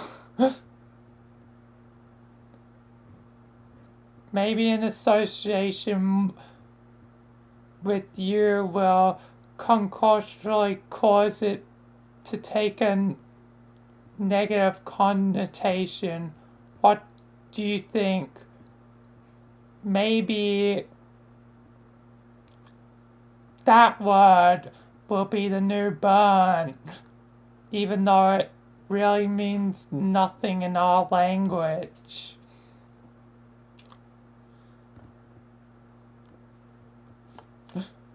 Kaka, let's not use the word. I don't know, this is stupid. Forget it. Okay, I'm rambling here. I'm aware of that. Future me, don't you fucking dare weigh in on this. I know what you're thinking. If I was future me, which I guess I am, I would read this and be all over it like, damn it, Cockhat, what did you think you were doing? Get to the point. Yeah, pretty much. So, as I was saying to myself already here now, so I won't have to later. Got it, you treacherous backbiting pricks? Damn, I'm losing my train of thought. Maybe I'll pick it up again in a fresh memo later. I don't know if that's right though, because I vaguely remember this one being longer than this. Hey! Oh, son of a beach. I thought, since it looks like you're saying you're out of important memo stuff to say, maybe you could help me here, since I don't know where you are now, but maybe help me about a thing that has to do with the girl, like a romance thing. You might know about that. You people are imbeciles, all of you. I am not posting these memos to console you on your past and future dating problems. Why are you all such basket cases? I don't even know what to say anymore. Sorry. Should I ban you? What's even the point anymore? One of you stooges will be right on the last one's here with another sob story. Just hurry up and tell me what your problem is, bro. Okay, it's sort of like lying on Vriska's floor right now.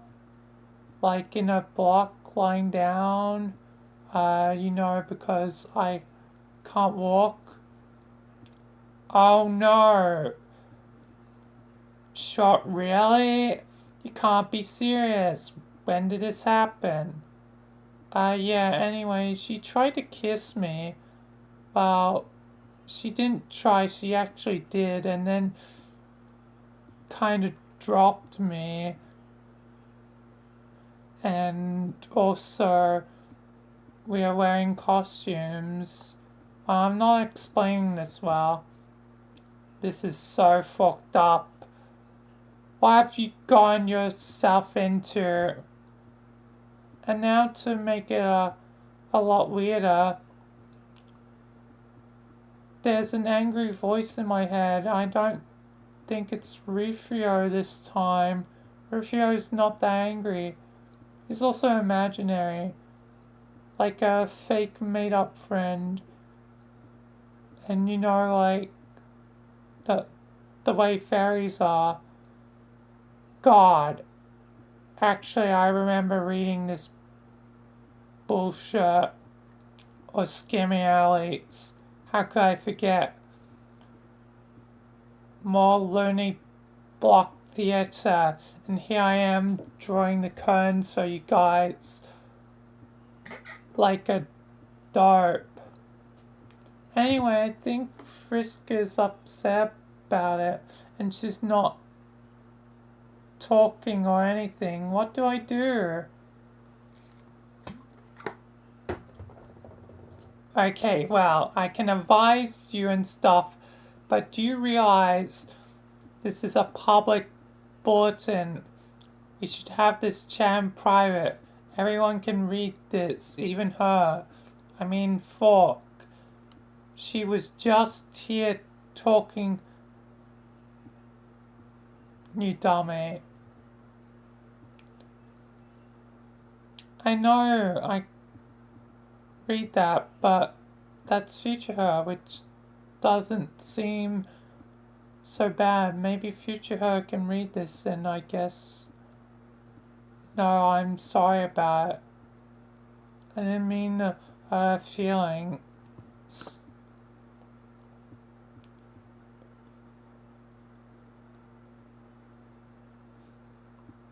Well, fine. If you want to broadcast a trans timeline apology, then fine.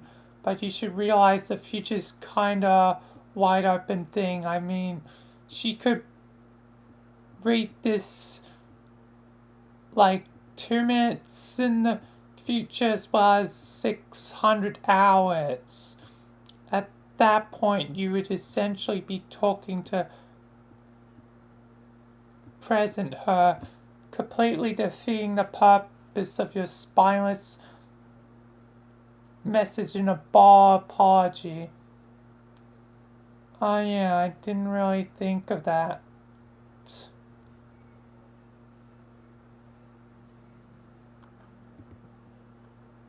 Hi. Aha. Cut shop. This doesn't concern you. Okay, whatever. My memo about... Whatever. Oh, wow. Hi. Taros, it's okay, really. So you don't feel that way about me? That's fine. I should have expected any different. I can deal with it. I'm not a wimp like you. I roll with bad breaks all the time, no biggie. In fact, I've already dealt with it. I was over here dealing with it while you were on the floor fooling around with your computer after a cute girl tried to kiss you for some reason. As it turned out, fooling around with your computer to go cry to future Carcat's shoulder about this. Yeah. Haha. You're a strange and funny boy, Tavros. Oh my god, this is completely hilarious. Now I see everyone has been ripping on my memos. Carcat, I said, shut the fuck up. Anyway, though totally unnecessary, your apology is accepted.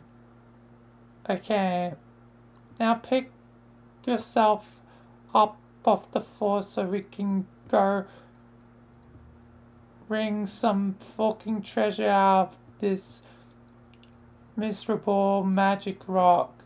Yeah, I'll try. Actually, never mind, I'll be over there to help you with that too. Kinda like I do with everything. Just lie still and try not to start crying or anything, and we'll be a few... and we'll wait a few minutes for your timeline to catch up with mine. What? Exactly. I'm smiling, you see, you're learning. Fuck, enough already. They're great. Happy another happy couple.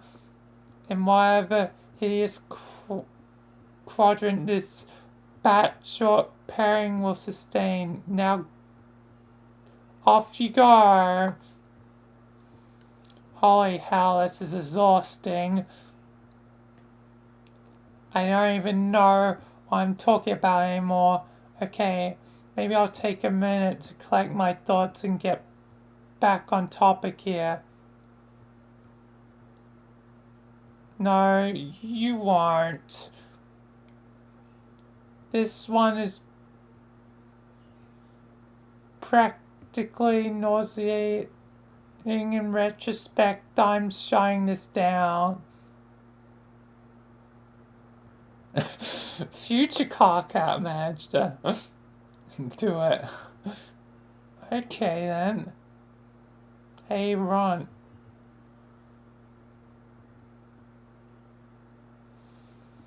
It's only a couple more pages and it's dinner time. I'm gonna try and speed through this.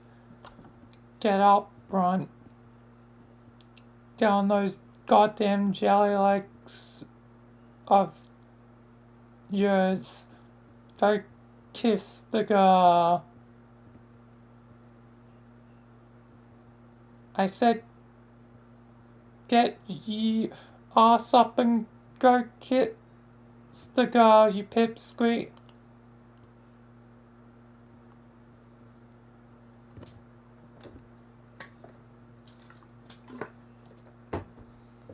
You're making me mad, Run. Kiss that girl. I'll rip the horns off and put them through your eyes. I'll pop little your head like a grape. You wimp. You know that? Make me sick. Kiss her. Kiss her, you wimp. Get up and kiss the girl. You're having trouble bringing yourself to get up and kiss the girl. You kiss that girl this instant. Damn. Mr. Hearts really wants it.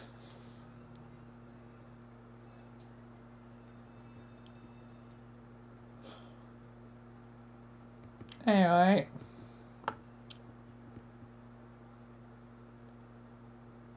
200 pages, perfect. Should I have it on the next one? I mean, they're all gonna have, like, motion. Can't do it, you cannot kiss the girl, thief. I'll just leave on this. And it's a Halo number.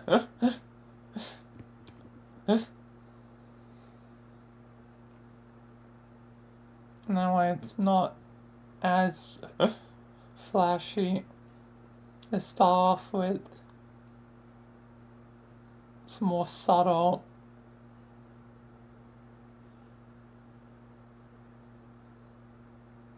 Anyway, let's leave it there.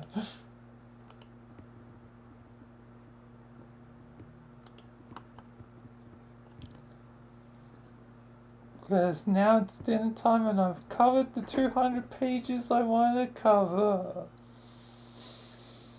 So yeah, anyway, that'll be it for the homestuck today. Tomorrow will be either me and Sky or just me, and if depending on which days Kim's thing is, Tuesday stuff, I'll move to Monday, some of that. I just got up to thing, but it's dinner. You know, I'm concluding.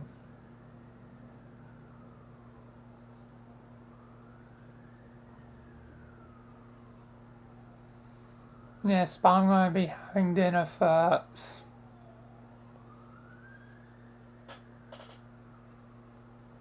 And not to mention, I still also have to edit the highlights, so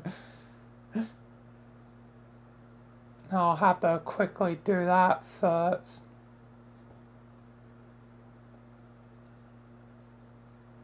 I'm literally about to have dinner. Is a,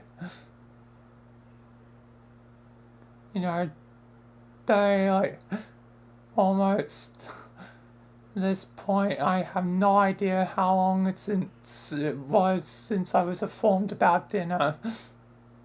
Since the pages, like, the goddamn memos have been so long.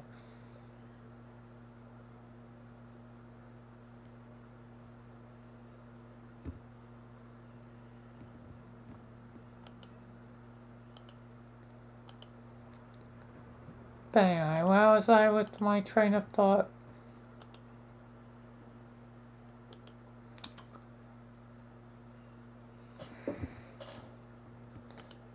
Yes. But yeah, tomorrow might be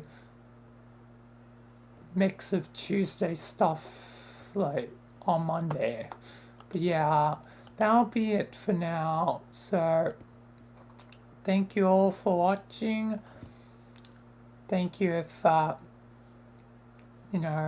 follow, subscribe, thanks to members, and that'll be it for now. So, Peace, thank you, and goodbye.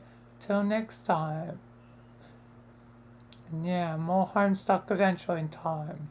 Obviously not, tomorrow. Anyway, peace, thank you, and goodbye.